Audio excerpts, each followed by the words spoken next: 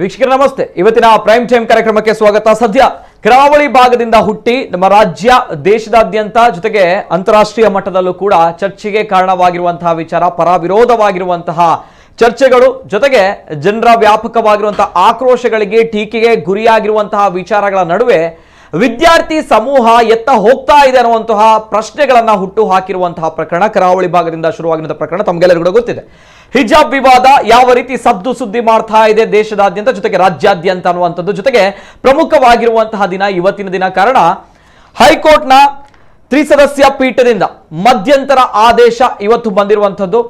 ಇವತ್ತು ಪ್ರಮುಖವಾಗಿ ನಾವು ಇವತ್ತಿನ ದಿನ ಗಮನಿಸಬೇಕಾಗಿರುವಂತಹ ಅಂಶಗಳು, ಇವತ್ತು ಹೈಕೋರ್ಟ್ನ ತ್ರಿಸದಸ್ಯ ಪೀಠ ಮಧ್ಯಂತರ ಆದೇಶವನ್ನ ನೀಡಿದೆ. ಯಾವ ರೀತಿ ನೀಡಿದೆ ಅಂತ ಬಂದಾಗ, ಇನ್ನು ಮುಂದಕ್ಕೆ ಅಂದ್ರೆ ನಾಳಿನ ದಿನಗಳು, ನಾಳಿನಿಂದ ಬರುವಂತಹ ವಿಚಾರಗಳು ಏನಿದೆ ಮಹತ್ವದ ಪಾತ್ರವನ್ನು ವಹಿಸುತ್ತೆ ಬಹುಶಃ. ಯಾಕಂದ್ರೆ ಈಗಾಗಲೇ ಸರ್ಕಾರ ವಿದ್ಯಾರ್ಥಿಗಳು ನಮ್ಮ ಮಾತುಗಳನ್ನ ಕೇಳ್ತಾ ಇಲ್ಲ ಅನ್ನುವಂತಹ ನಿಟ್ಟಿನಲ್ಲಿ, ವಿದ್ಯಾರ್ಥಿಗಳು ಬೌಂಡ್ರಿಯನ್ನು ದಾಟಿ ಹೋಗಿದ್ದಾರೆ ಅನ್ನುವಂತಹ ನಿಟ್ಟಿನಲ್ಲಿ 3 ದಿನ ಈಗಾಗಲೇ ಹೈಸ್ಕೂಲ್ನ ಶಾಲೆಗಳಿಗೆ ಜೊತೆಗೆ ಕಾಲೇಜ್ಗಳಿಗೆ ರಜೆಯನ್ನು ಘೋಷಣೆ ಮಾಡಿರುವಂತಹ ಎಲ್ಲರೂ ಕೂಡ ಗೊತ್ತಿರುವಂತಹ ವಿಚಾರ.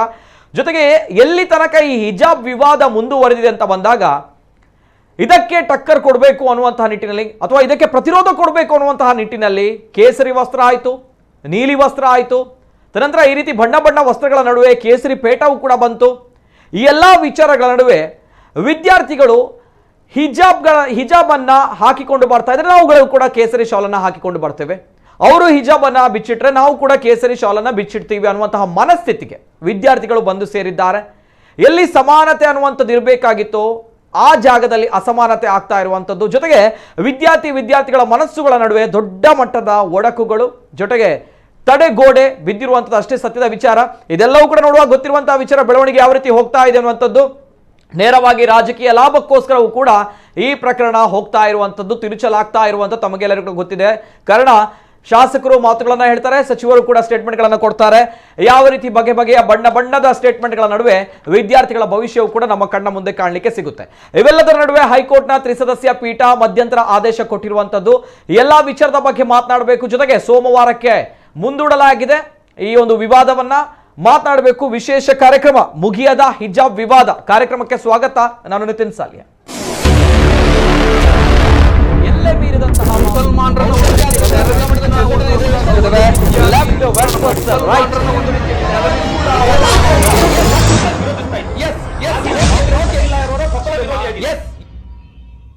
ಹೈಕೋರ್ಟ್ನ ತ್ರಿಸದಸ್ಯ ಪೀಠ ಮಧ್ಯಂತರ ಆದೇಶವನ್ನ ನೀಡಿರುವಂತದ್ದು. ಪ್ರಮುಖವಾಗಿ ಇಲ್ಲಿ ಧಾರ್ಮಿಕ ಗುರುತುಗಳು ಕಾಲೇಜುಗಳಲ್ಲಿ, ಶಾಲೆಗಳಿಗೆ, ಹೈಸ್ಕೂಲ್ಗಳಲ್ಲಿ ಧಾರ್ಮಿಕ ಗುರುತುಗಳು ಯಾವುದನ್ನು ಕೂಡ ಬಳಸುವಂತಿಲ್ಲ. ಯಾವ ರೀತಿ ಅಂತ ಹೇಳಿದ್ರೆ ಹಿಜಾಬ್ಗಳನ್ನು ಬಳಸುವಂತಿಲ್ಲ, ಜೊತೆಗೆ ಕೇಸರಿ ವಸ್ತ್ರವನ್ನು ಯಾರು ಹಾಕೊಂಡು ಬರ್ತಾ ಇದ್ರು ಅದನ್ನು ಕೂಡ ಬಳಸುವಂತಿಲ್ಲ ಅನ್ನುವಂಥದ್ದನ್ನು ನೇರವಾಗಿ ಸರ್ಕಾರಕ್ಕೆ ಈಗಾಗಲೇ ಹೈಕೋರ್ಟ್ ಹೇಳಿದೆ.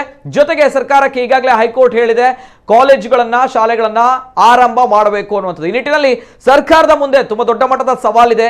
ಯಾವ ರೀತಿ ವಿದ್ಯಾರ್ಥಿಗಳನ್ನ ಹತೋಟಿಯಲ್ಲಿ ಇಡಬೇಕು, ಯಾವ ರೀತಿ ವಿದ್ಯಾರ್ಥಿಗಳನ್ನ ಕಾಲೇಜಿಗೆ ಅದೇ ಶಿಸ್ತಿನಲ್ಲಿ ಕಳಿಸಬೇಕು ಅನ್ನುವಂಥ ದೊಡ್ಡ ಪ್ರಶ್ನೆಗಳ ನಡುವೆ ಇವತ್ತು ಹೈಕೋರ್ಟ್ ಏನ್ ಹೇಳಿದೆ, ಕಂಪ್ಲೀಟ್ ಡೀಟೇಲ್ಸ್ ಬರ್ತಾ ಇದೆ. ಒಂದ್ಸಲ ನೋಡ್ಕೊಂಬನ್ನಿ, ತದನಂತರ ಚರ್ಚೆ ನಾನು ಮುಂದುವರಿಸ್ತೇನೆ.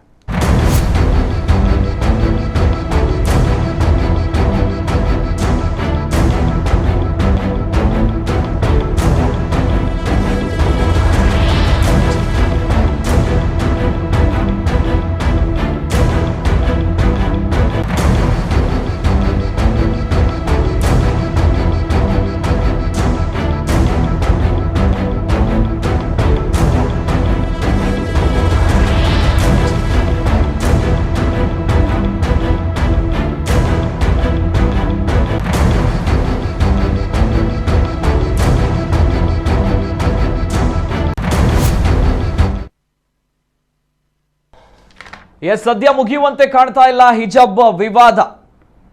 ಹೈಕೋರ್ಟ್ ತ್ರಿಸದಸ್ಯ ಪೀಠದಿಂದ ಮಧ್ಯಂತರ ಆದೇಶ ಬಂದಿರುವಂಥದ್ದು ತಮಗೆಲ್ಲರಿಗೂ ಕೂಡ ಗೊತ್ತಿದೆ. ಪ್ರಮುಖವಾಗಿರುವಂತಹ ಅಂಶಗಳು ಇವತ್ತಿನ ವಿಚಾರಣೆಯಲ್ಲಿ ಪ್ರಸ್ತಾಪ ಆಗಿತ್ತು.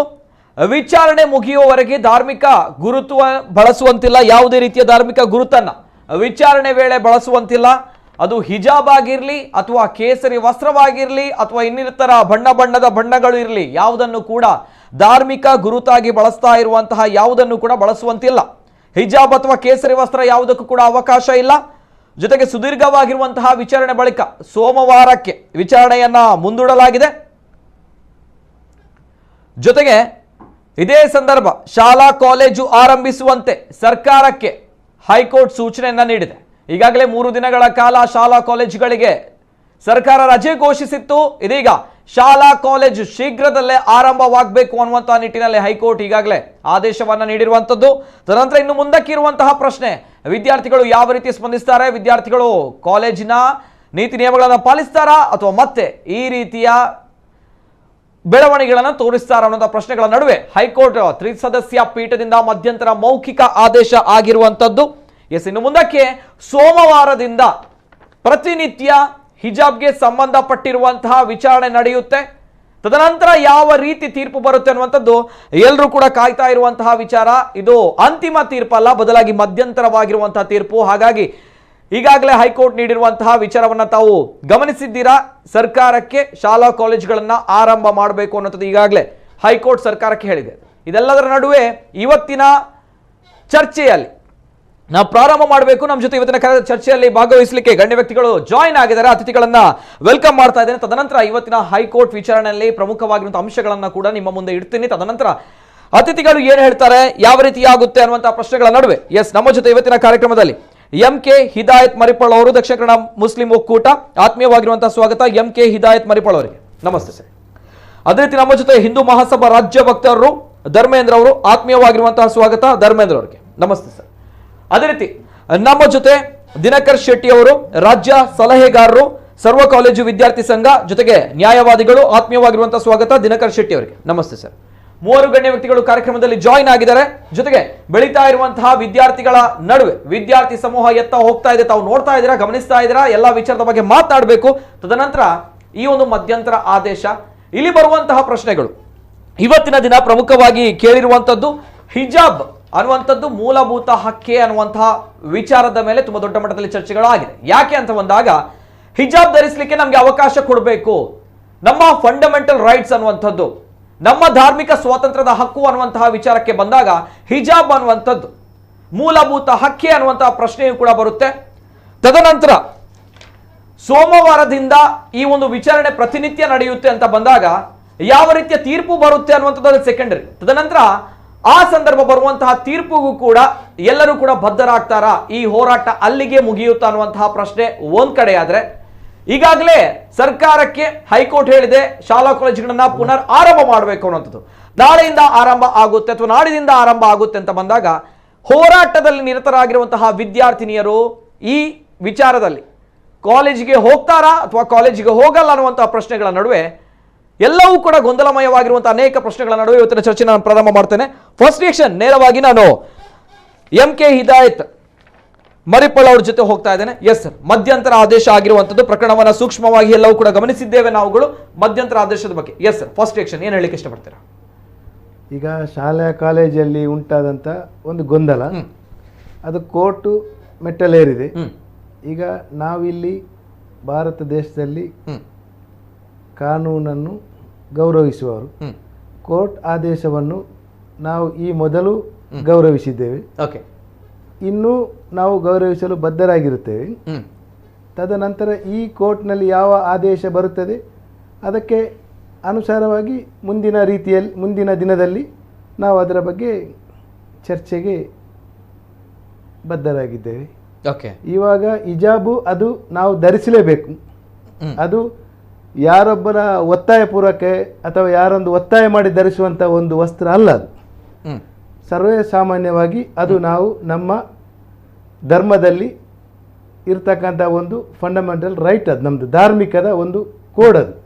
ಅದನ್ನು ನಾವು ಅದು ಬಳಸಲೇಬೇಕು. ನಮಗೆ ಅದರಲ್ಲಿ ಯಾವುದೇ ರೀತಿಯ ಕಾಂಪ್ರಮೈಸ್ ಇಲ್ಲ. ಯಾಕೆಂತೇಳಿದ್ರೆ ಅದು ನಾವು ಒಂದು ವಿದ್ಯಾರ್ಥಿನಿ ಒಂದು ಶಾಲೆಗೆ ಒಂದು ಸಂದರ್ಭದಲ್ಲಿ ಆಕೆಗೆ ಅದು ಯಾವುದೇ ರೀತಿಯ ಒಂದು ಅದು ಧರಿಸಿಕೊಂಡು ಹೋಗು ಅಂತೇಳಿ ತಿಳಿಸುವಂಥ ಮಟ್ಟಲ್ಲ. ಅದು ಆಕೆಯ ಒಂದು ಯೂನಿಫಾರ್ಮ್ ಜೊತೆ ಮತ್ತು ಆಕೆ ದೈನಂದಿನ ಜೊತೆ ಅದು ಇರ್ತದೆ. ಶಾಲಾ ಕಾಲೇಜು ಮಾತ್ರ ಅಲ್ಲ, ಎಲ್ಲ ಜಾಗದಲ್ಲೂ ನಮ್ಮ ಸಮುದಾಯದ ಹೆಣ್ಣು ಮಕ್ಕಳ ತಲೆಯಲ್ಲಿ ಶಿರವಸ್ತ್ರ ಕಡ್ಡಾಯವಾಗಿ ಇರುವಂಥದ್ದು ನೀವು ಗಮನಿಸಿರ್ಬೋದು. ಎಲ್ಲ ಜಾಗದಲ್ಲೂ ಅದು ನಮ್ಮ ಧಾರ್ಮಿಕ ಸ್ವಾತಂತ್ರ್ಯದ ಅಡಿಯಲ್ಲಿ ಇರತಕ್ಕಂಥ ಒಂದು ಶಿರವಸ್ತ್ರ. ಅದರಲ್ಲಿ ಯಾವುದೇ ರೀತಿಯ ಇನ್ನೊಬ್ಬರು ಕೇಸರ ಶಾಲ ಹಾಕ್ತಾರೆ ಅಂತೇಳಿ ನಾವು ಅದನ್ನು ಬಿಚ್ಚಿಡುದು, ಇನ್ನೊಬ್ಬರು ಹಳದಿ ಶಾಲ ಹಾಕ್ತಾರೆ ಅಂತೇಳಿ, ಇನ್ನೊಬ್ಬರು ಬೇರೆ ಶಾಲ ಹಾಕ್ತಾರೆ ಅಂತೇಳಿ ನಾವು ಅದರ ಬಗ್ಗೆ ನಾವು ಇದು ಮಾಡ್ಲಿಕ್ಕೆ ಚಿಂತೆ ಮಾಡ್ಲಿಕ್ಕಿಲ್ಲ. ನಾವು ನಮ್ಮ ಹೆಣ್ಣು ಮಕ್ಕಳು ಏನು ಧರಿಸಬೇಕು ಅದು ಧರಿಸಿಯೇ ಸಿದ್ಧ. ಅದು ನಮ್ಮ ಸಂವಿಧಾನದಲ್ಲಿ ನಮಗೆ ಕೊಟ್ಟಿರ್ತಕ್ಕಂಥ ಅದು ಹಕ್ಕು. ಅದನ್ನ ಯಾರೋ ಬೆದರಿಸಿ, ಯಾರೋ ಬೆದರಿಕೆಗೆ ನಾವು ಎದುರ್ಕೊಂಡು ಅದನ್ನ ಕೆಳಗಿಡಿಸುವಂತ ಒಂದು ಪ್ರಶ್ನೆ ಇಲ್ಲ ಅಲ್ಲಿ. ನನ್ನ ಧಾರ್ಮಿಕ ಅದನ್ನ ನಾನು ಅದು ನಿನ್ನೆ ಮೊನ್ನೆ ಬಂದದ್ದೇನಲ್ಲ, ಸಾವಿರಾರು ವರ್ಷಗಳ ಹಿಂದೆ ಇತಿಹಾಸ ಇರ್ತಕ್ಕಂಥ ಒಂದು ಶಿರವಸ್ತ್ರ ಅದು. ಅದರಲ್ಲಿ ಯಾರಿಗೂ ತೊಂದರೆ ಆಗುವಂತ, ಯಾರಿಗೂ ಕಿರಿಕಿರಿ ಆಗುವಂತ ಪ್ರಶ್ನೆಯಲ್ಲಿ ಯಾವುದೂ ಇಲ್ಲ. ಇದು ಸಾವಿರಾರು ವರ್ಷಗಳ ಹಿಂದೆ ಬಂದಿತ್ತು, ಹಾಗಾಗಿ ಇದರಲ್ಲಿ ಬದಲಾವಣೆಗಳನ್ನ ತರುವುದಕ್ಕೆ ತಮಗೆ ಇಷ್ಟ ಇಲ್ಲ. ಈ ಒಂದು ವಿಚಾರವನ್ನ ತಾವುಗಳು ಹೇಳ್ತಾ ಇದ್ದೀರಾ ಅಥವಾ ಯಾವ ರೀತಿ ಹೇಳ್ತಾ ಇರುವಂತ? ಅಲ್ಲ, ಇದು ನಮ್ಮ ಧಾರ್ಮಿಕ ಹಕ್ಕಿನಲ್ಲಿ ಬಂತಕ್ಕಂಥ ಧಾರ್ಮಿಕ ಹಕ್ಕುವಾಗಿ ಮಾತಾಡ್ತಾ ಇದ್ದೀರಾ ಅಥವಾ ಈ ಹಿಂದಿನಿಂದ ಬಂದಿರುವಂತಹ ಸಾವಿರಾರು ವರ್ಷಗಳ ಇತಿಹಾಸ ಹಾಗಾಗಿ ನಾವುಗಳು ಇದನ್ನ ಮುಂದುವರಿಸಿಕೊಂಡು ಹೋಗ್ತೀವಿ ಅನ್ನುವಂತ ನಿಟ್ಟಿನಲ್ಲಿ ತಾವುಗಳು ಹೇಳ್ತಾ ಇದ್ದೀರಾ? ಈ ಶಿರವಸ್ತ್ರ ಇದು ಶರಿಯತ್ ಪ್ರಕಾರ ಮತ್ತು ನಮ್ಮ ಸಮುದಾಯ ಪ್ರಕಾರದಲ್ಲೂ ನೀವು ಸಾವಿರಾರು ವರ್ಷ ಹಿಂದೆ ಬಂದ್ರು ಯಾವುದೇ ರೀತಿಯ ನೀವು ಅದಕ್ಕೆ ಹೋಲಿಕೆ ಕೊಟ್ಟರು, ಶಿರವಸ್ತ್ರ ಅದು ನಮ್ಮ ಹಕ್ಕು, ಅದು ನಮ್ಮ ಮಹಿಳೆ ಧರಿಸಲೇಬೇಕು. ಸಾವಿರಾರು ವರ್ಷಗಳಿಂದ ಬರ್ತಾ ಇದೆ, ಈ ಒಂದು ಇತಿಹಾಸ ಇದೆ, ನಮ್ಮ ಅನುಸರಣೆ ಆ ರೀತಿ ಇದೆ, ಹಾಗಾಗಿ ಹೌದು. ನಮ್ಮ ಧಾರ್ಮಿಕತೆಯಲ್ಲಿ ಯಾವುದಕ್ಕೆ ನಾವು ಅನುಸರಣೆಗೆ ನಾವು ಬದ್ಧರಾಕೊಂಡು ನಡೆಸ್ಕೊಂಡು ಬಂದಿದ್ದೇವ, ಅದನ್ನ ನಾವು ಮುಂದುವರಿಸಿಕೊಂಡೇ ಹೋಗ್ತೇವೆ. ತ್ರಿವಳಿ ತಲಾಕ್ನ ವಿಚಾರವಾಗಿಯೂ ಕೂಡ ಬರುತ್ತೆ ಹಾಗಾದ್ರೆ ಈ ಸಂದರ್ಭಗಳಲ್ಲಿ. ಅಲ್ಲ, ತ್ರಿವಳಿ ತಲಾಕ್ ಬೇರೆ, ಈ ಶಿರವಸ್ತ್ರ ಬೇರೆ. ಇವತ್ತು ಚರ್ಚೆ ನಡೀತಾ ಇರೋದು ಶಿರವಸ್ತ್ರದ ಬಗ್ಗೆ. ನಾನು ಹೇಳುವಂತ ಕಾನೂನು ಇಲ್ಲಿ ನಾನು ಹೇಳ್ತೇನೆ. ನನ್ನ ಒಂದು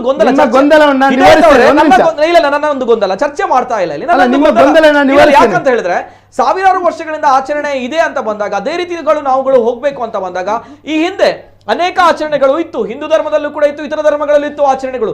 ಕಾಲಕ್ಕೆ ತಕ್ಕಂತದ್ದು ಬದಲಾವಣೆ ಆಗ್ತಾ ಬಂತು. ಇದು ಬದಲಾಗುದಿಲ್ಲ ನಿತಿನ್ ಅವರೇ. ಈ ಹಿಂದೆ ಶಿರವಸ್ತ್ರ ಅನ್ನೋದು ಬದಲಾವಣೆ ವಸ್ತು ಅಲ್ಲ. ಈ ಹಿಂದೆ ವಿಚಿತ್ರವಾಗಿರುವಂತಹ ಆಚರಣೆಗಳು ಹಿಂದೂಗಳಲ್ಲೂ ಕೂಡ ಅದು ಬೇರೆ. ಗಂಡ ಸತ್ತು ಹೋದ್ರೆ, ಪತಿ ಸತ್ತು ಹೋದ್ರೆ ನೋಡಿ, ಎಲ್ಲ ಹೋಗ್ತಾ ಇದ್ದೀರಾ. ಇಲ್ಲ, ಇಲ್ಲಿ ಶಿರವಸ್ತ್ರ ಬಂದಾಗ ಈಗ ಕೇಸರಿ ಶಾಲು ಹೆಡ್ಲೈನ್ ಕೊಟ್ಟಿದ್ದೀರಾ. ಅಲ್ಲ, ನೀವು ಹೆಡ್ಲೈನ್ ಕೊಡ್ತಾ ಇದ್ದೀರಾ, ಮಾಧ್ಯಮದಲ್ಲಿ ಕೊಟ್ಟಿದ್ದೀರಾ. ಕೇಸರಿ ವರ್ಸಸ್ ಹಿಜಾಬ್ ಅಂತ ಕೊಡ್ತಾ ಇದ್ದೀರಾ. ಅದಲ್ಲ, ನಾನು ಕೊಟ್ಟಿಲ್ಲ. ಕೇಸರಿ ವರ್ಸಸ್ ಹಿಜಾಬ್ ಇಲ್ಲ ಇಲ್ಲಿ, ಕೇಸರಿ ವರ್ಸಸ್ ಹಿಜಾಬ್ ಇಲ್ಲ, ಹಿಜಾಬ್ ವಿವಾದ ಎಂದು ವಿವಾದವೇ ಅಲ್ಲ. ಇದು ಸಂಘ ಪರಿವಾರದವರು ಅಥವಾ ಸಂಘಟನೆಯವರು ಮಾಡಿರ್ತಕ್ಕಂಥ ಒಂದು ವಿವಾದ. ಇದು ಹಿಜಾಬ್ ವಿವಾದವೇ ಅಲ್ಲ, ಇದು ನಮ್ಮ ಧಾರ್ಮಿಕತೆಯಲ್ಲಿ ಬಂತಕ್ಕಂಥದ್ದು. ಇದು ವಿವಾದ ಅಂತ ನೀವು ಹೇಳಲೇ ಕೂಡುದು. ನಿನ್ನೆ ಮೊನ್ನೆ ಅದು ಬಂದ್ರೆ ನೀವು ವಿವಾದ ಅಂತ ಹೇಳ್ಬೋದು. ಸಾವಿರಾರು ವರ್ಷ ಇತಿಹಾಸ ಅಂತ ಹೇಳುವಾಗ ನೀವು ತಿಳ್ಕೊಳ್ಬೇಕು ಮಾಧ್ಯಮದವರು ನಾವ್ ಏನನ್ನ ಹೇಳ್ತಾ ಇದ್ದೇವೆ. ಸಾವಿರಾರು ವರ್ಷಗಳ ಇತಿಹಾಸ ಇದನ್ನ ಹೇಳ್ತಾ ಇದ್ದೆ ನಾನು ಕೂಡ. ಇದೇ ಅದನ್ನ ಬದಲಾವಣೆ ಮಾಡಿ ಏಕಾಏಕಿ ಸಾಧ್ಯ ಇಲ್ಲ. ಯಾರೇ ಹೇಳಿದ್ರು ಸಣ್ಣ ಒಂದು ವಿಚಾರ ಸರ್ಕಾರ ಇದೆ, ಕೋರ್ಟ್ ಇದೆ. ಹಿದಾಯತ್ ನಾನು ಹೇಳ್ತಾ ಇರುವಂತ ಏನಂತ ಹೇಳಿದ್ರೆ, ಸಾವಿರಾರು ವರ್ಷಗಳಿಂದ ಆಚರಣೆ ಮಾಡ್ಕೊಂಡು ಬರ್ತಾ ಇದೆ ಅಂತ ಬಂದಾಗ ಅನೇಕ ಆಚರಣೆಗಳನ್ನ ಕಾಲಕ್ಕೆ ತಕ್ಕಂತ ವಿಷಯವೇ ಬೇರೆ, ಆ ಪದ್ಧತಿಯೇ ಬೇರೆ ಮಾಡಲಾಯಿತು ಅನ್ನುವಂತ ವಿಚಾರದಲ್ಲಿ ಗಮನಿಸಬೇಕಾಗುತ್ತೆ ಅಲ್ವಾ? ನೋಡಿ, ಕಾಲಕ್ಕೆ ತಕ್ಕಂತೆ ಬದಲಾವಣೆ ಬರೋದು ಆ ವಿಷಯವೇ ಬೇರೆ. ಇದು ಕಾಲಕ್ಕೆ ತಕ್ಕಂತೆ ಬದಲಾಗುವಂತ ಈ ಹಿಜಾಬ್ ಮಡೆಸ್ತಾನ ಅನ್ನುವಂಥದ್ದು ಕೂಡ ಬರುತ್ತೆ ಅಲ್ವಾ? ಅನೇಕ ವಿಚಾರಗಳು ನೋಡಿ ನಿತಿನ್ ಅವರೇ, ಅದು ಒಂದೊಂದು ಧರ್ಮಕ್ಕೆ ಸೀಮಿತವಾಗಿ ಒಂದೊಂದು ಬದಲಾವಣೆ ಆಗಿ ಹೊರತು ನಮ್ಮ ಇಸ್ಲಾಂ ಧರ್ಮದಲ್ಲಿ ಒಂದು ಹೆಣ್ಣು ಶಿರವಸ್ತ್ರ ಧರಿಸುವುದು ಅದು ಕಡ್ಡಾಯ. ಬಹುಶಃ ಎಲ್ಲರೂ ಕೂಡ ಧರಿಸ್ತಾರ ಅನ್ನೋ ಪ್ರಶ್ನೆ ಅಲ್ಲ, ಎಲ್ಲರೂ ಧರಿಸಲೇಬೇಕು. ಅಲ್ಲ, ಎಲ್ಲರೂ ಧರಿಸ್ತಾರ ಅನ್ನೋ ಪ್ರಶ್ನೆ ಯಾವುದು? ಎಲ್ಲರೂ ಕೂಡ ಧರಿಸ್ತಾರೆ, ಎಲ್ಲರೂ ಧರಿಸಲೇಬೇಕು. ಪ್ರತಿಯೊಬ್ರು ಕೂಡ ಧರಿಸ್ತಾರೆ, ಪ್ರತಿಯೊಬ್ರು ಧರಿಸಬೇಕು, ಧರಿಸುತ್ತೆ ಇದ್ದಾರೆ, ಪ್ರತಿಯೊಬ್ರು ಧರಿಸಲೇ ಇದ್ದಾರೆ. ಓಕೆ ಸರಿ, ಎಸ್, ಇದು ಹಿದಾಯತ್ ಅವರು ಬರ್ತೇನೆ ನಿಮ್ ಜೊತೆ ಮತ್ತೆ ಮಾತಾಡ್ತೇನೆ. Yes, first reaction Dharmendra. ಈಗ ನೀವು ಕೇಳಿದ ಪ್ರಶ್ನೆಗಳಿಗೆ ಅವ್ರು ಕೊಟ್ಟಿರೋ ಉತ್ತರಗಳೇ ಬೇರೆ ಆಗಿದೆ. ನೀವು ಕೋರ್ಟ್ ತೀರ್ಮಾನಕ್ಕೆ ನಿಮ್ಮ ಏನು ಅಭಿಪ್ರಾಯವನ್ನ ನಮ್ಮಲ್ಲಿ ಕೇಳಿದೆ. ಎಸ್, ಬರ್ತೇನೆ. ತದನಂತರ ಅವ್ರು ನೇರವಾಗಿ ಮಾತಾಡಿದ್ದಾರೆ, ಅವರ ಅಭಿಪ್ರಾಯವನ್ನು ವ್ಯಕ್ತಪಡಿಸಿದ್ದಾರೆ. ನನ್ನ ವಿಷಯವನ್ನು ಮಾತಾಡೋದಿದ್ರೆ 100ಕ್ಕೆ 100 ಪಾಲು ಕೋರ್ಟಿನ ತೀರ್ಮಾನಕ್ಕೆ ನಾವೆಲ್ಲರೂ ಭದ್ರವಾಗಿರ್ತೇವೆ. ನಮ್ಮ ಸಂಘಟನೆ ಅಥವಾ ನಮ್ಮ ಮಿತ್ರ ಯಾರದು ವಿಶ್ವ ಹಿಂದೂ ಪರಿಷತ್ ಇರ್ಬೋದು, ಜಾಗರಣೆ ಹಿಂದೂ ಪರ ಸಂಘಟನೆಗಳು ಈ ಕೋರ್ಟಿನ ತೀರ್ಮಾನಕ್ಕೆ 100ರಲ್ಲಿ 100 ಪಾಲು ಒಪ್ಪಿಗೆ ಇದೆ, ಕೊಡ್ಲೇಬೇಕು, ಕೊಡ್ತೇವೆ ಕೂಡ. ಮತ್ತೆ ನಿನ್ನೆ ನಾನು ಪತ್ರಿಕಾಗೋಷ್ಠಿಯಲ್ಲಿ ಸ್ಪಷ್ಟವಾಗಿ ನಾನು ಹೇಳಿದ್ದೇನೆ, ನಮ್ಮ ಎಲ್ಲ ಹಿಂದೂ ಪರ ಸಂಘಟನೆ ಕಾರ್ಯಕರ್ತರೆ ನಾವು ಹೋಗ್ತಾ ಇರೋದು ಅಲ್ಲಿ ವಿದ್ಯಾಭ್ಯಾಸಕ್ಕೆ. ಕೇಸರಿ ಶಲ್ಯವನ್ನು ಹಾಕಿಬಿಟ್ಟು ಹಿಜಾಬಿನ ಜೊತೆಯಲ್ಲಿ ಹೋಲಿಕೆ ಮಾಡಲಿಕ್ಕೆ ಸಾಧ್ಯನೇ ಇಲ್ಲ. ಯಾಕೆಂದರೆ ಕೇಸರಿ ಶಾಲಿನ ಪಾವಿತ್ರ್ಯತೆಯನ್ನು ನೀವು ಹಾಳು ಮಾಡುವ ಪ್ರಯತ್ನ ಆಗ್ತಾ ಇದೆ. ಆದ್ದರಿಂದ ದಯವಿಟ್ಟು ನಿಮ್ಮಲ್ಲಿ ವಿನಂತಿ, ಹಾಕಬೇಡಿ ಕೇಸರಿ ಶಾಲು, ಅದಕ್ಕೆ ಹಿಜಾಬಿನ ಜೊತೆಯಲ್ಲಿ ಅದನ್ನು ಹೋಲಿಕೆ ಮಾಡಬೇಡಿ. ನೀವು ಹೋಗ್ತಾ ಇರೋದು ಶಾಲೆಗೆ, ಕಾಲೇಜಿಗೆ, ನಿಮ್ಮ ಮುಂದಿನ ಭವಿಷ್ಯತ್ತು ನೀವು ಈ ಭಾರತದ್ದು. ಆದ್ದರಿಂದ ಕೇಸರಿ ಶಲ್ಯ ಹಾಕ್ಕೊಂಡು ಹೋಗುವಂಥ ವ್ಯವಸ್ಥೆ ಮಾಡಬೇಡಿ, ದಯವಿಟ್ಟು ಅದನ್ನು ನಿಲ್ಲಿಸಿ. ನೀವು ವಿದ್ಯಾಭ್ಯಾಸವನ್ನು ಮುಂದುವರಿಸಿ ಈ ರೀತಿಯಲ್ಲಿ ಅಂತ ಹೇಳಿದೆ. ಅದನ್ನು ಇವತ್ತು ನಮ್ಮ ರಾಷ್ಟ್ರೀಯ ಸ್ವಯಂ ಸೇವಕ ಸಂಘದ ಹಿರಿಯ ನಾಯಕರು ಅಂದರೆ ಮುಖ್ಯಸ್ಥರು ಇವತ್ತು ಮೋಹನ್ ಭಾಗವತರು ಕೂಡ ಅದೇ ಶಬ್ದವನ್ನು ಇವತ್ತು ಬಳಕೆ ಮಾಡಿದ್ದಾರೆ. ಆಗಿರುವಾಗ ಕೋರ್ಟ್ ಏನು ತೀರ್ಮಾನ ಮಾಡುತ್ತೆ ಅದನ್ನು ನಾವು 100ಕ್ಕೆ 100 ಪಾಲು ಒಪ್ಪಿಕೊಳ್ತೇವೆ. ಮತ್ತು ಇವರು ಹೇಳಿದ ವಿಚಾರಕ್ಕೆ ನಾನು ಮುಂದಿನ ಇದೇ ಸೆಷನ್ನಲ್ಲಿ ನಾನು ಉತ್ತರವನ್ನು ಕೊಡಲಿಕ್ಕೆ ನಾನು ತಯಾರಿದ್ದೇನೆ. ಓಕೆ ಎಸ್, ಧರ್ಮೇಂದ್ರ ಅವರ ಫಸ್ಟ್ ರಿಯಾಕ್ಷನ್. ಜೊತೆಗೆ ಅನೇಕ ಜನರು ಕಾರ್ಯಕ್ರಮ ನೋಡ್ತಾ ಇದ್ದಾರೆ. ಜೊತೆಗೆ ತಮ್ಮ ಅಭಿವ್ಯಕ್ತಿ ಸ್ವಾತಂತ್ರ್ಯ, ಅಭಿಪ್ರಾಯ ಕೂಡ ಮುಕ್ತವಾಗಿರುವಂತಹ ಅವಕಾಶ ಇದೆ. ನಾಳಿನಿಂದ ಶಾಲಾ ಕಾಲೇಜುಗಳ ವಿಚಾರವಾಗಿಯೂ ಕೂಡ ಮಾತಾಡ್ತೇನೆ. ಫಸ್ಟ್ ರಿಯಾಕ್ಷನ್ ನಾನು ನೇರವಾಗಿ ದಿನಕರ್ ಶೆಟ್ಟಿ ಅವರು, ನ್ಯಾಯವಾದಿಗಳು ಕೂಡ ಹೌದು, ಜೊತೆಗೆ ಸರ್ವ ಕಾಲೇಜು ವಿದ್ಯಾರ್ಥಿ ಸಂಘದ ರಾಜ್ಯ ಸಲಹೆಗಾರರು ಕೂಡ ಹೌದು. ಫಸ್ಟ್ ರಿಯಾಕ್ಷನ್ ಈ ಒಂದು ಪ್ರಕರಣದ ಬಗ್ಗೆ ತಮ್ಮಲ್ಲಿ. Yes sir. ನಾನೊಬ್ಬ ಸಂವಿಧಾನವನ್ನು ಪಾಲಿಸ್ತಕ್ಕಂಥವನು. ಕೋರ್ಟ್ನ ಆದೇಶ ಏನಿದೆ ಇದನ್ನ ನಾವು ನಿರೀಕ್ಷೆ ಮಾಡಿದ್ದೆವು, ಇದೇ ತರ ಆಗ್ತದೆ ಅಂತ. ಇನ್ನೊಂದೇನು ಹೇಳಿದ್ರೆ, ಇವತ್ತು ವಿದ್ಯಾರ್ಥಿಗಳ ಒಂದು ದುರ್ದೈವ ಇದು. ಇವತ್ತು ಏನಾಗಿದೆ ಕರ್ನಾಟಕದಲ್ಲಿ ಇದು ಇಡೀ ದೇಶಕ್ಕೆ ಪಸರಿಸಿದ್ದಾರೆ. ಇದು ಮಾಡ್ತಕ್ಕಂಥವರಿಗೆ ಒಳ್ಳೆಯದಲ್ಲ. ಇವತ್ತು ಯಾವುದೋ ಒಂದು ಸಂಘಟನೆ ತನ್ನ ಪಕ್ಷವನ್ನ ಬೆಳೆಸಲಿಕ್ಕೋಸ್ಕರ, ತನ್ನ ಸಂಘಟನೆಯನ್ನ ಬೆಳೆಸಲಿಕ್ಕೋಸ್ಕರ ಷಡ್ಯಂತ್ರ ಮಾಡಿ ವಿದ್ಯಾರ್ಥಿಗಳನ್ನ ಬಳಸ್ಕೊಂಡು ಇವತ್ತು ಅರಾಜಕತೆಯನ್ನ ಸೃಷ್ಟಿ ಮಾಡ್ತಾರಂತಾದ್ರೆ ಇವರು ಮುಂದಿನ ಈ ದೇಶಕ್ಕೆ ಯಾವ ರೀತಿ ಮಾರಕ ಆಗ್ಬಹುದು ಅನ್ನುವಂಥದ್ದು ಒಂದು ಪ್ರಶ್ನೆ. ಎರಡನೇದು, ನಮ್ಮ ವಿದ್ಯಾರ್ಥಿಗಳು ಅವರ ಮನಸ್ಥಿತಿ ಬೇರೆ, ಈ ಕೋಮುವಾದ ಇನ್ನೊಂದು ಮತ್ತೊಂದು ಇವರ ಮನಸ್ಥಿತಿಗಳು ಬೇರೆ. ನಿಜವಾಗಿ ನಾವು ವಿದ್ಯಾರ್ಥಿ ಸಮುದಾಯದಲ್ಲಿ ಹೋರಾಟ ಮಾಡಿರುವಂತವರು, ವಿದ್ಯಾರ್ಥಿಗಳ ನಡುವಿನಲ್ಲಿದ್ದವಂತವರು, ವಿದ್ಯಾರ್ಥಿಗಳ ಮನಸ್ಸು ಏನಂತಕ್ಕಂಥದ್ದು ನಮ್ಗೆ ಗೊತ್ತಿದೆ. ಅವರಿಗೆ ಯಾವುದೇ ರೀತಿ ಅವರು ಹಿಂದೂ ಮುಸ್ಲಿಂ ಅದು ಮತ್ತೊಂದು ಅಂತಕ್ಕಂಥದ್ದು ಅವ್ರಿಗೆ ಇಲ್ವೇ ಇಲ್ಲ. ಅವರಿಗೆ ಒಟ್ರಾಸಿ ಅವರದ್ದೇ ಒಂದು ಶಿಕ್ಷಣ ಕ್ಷೇತ್ರದ ಒಂದು ಅದೇ ಲೋಕದಲ್ಲಿ ಇರ್ತಕ್ಕಂಥ ವ್ಯವಸ್ಥೆಯನ್ನ ನಾವು ನೋಡ್ಕೊಂಡು ಬಂದಿದ್ದೇವೆ.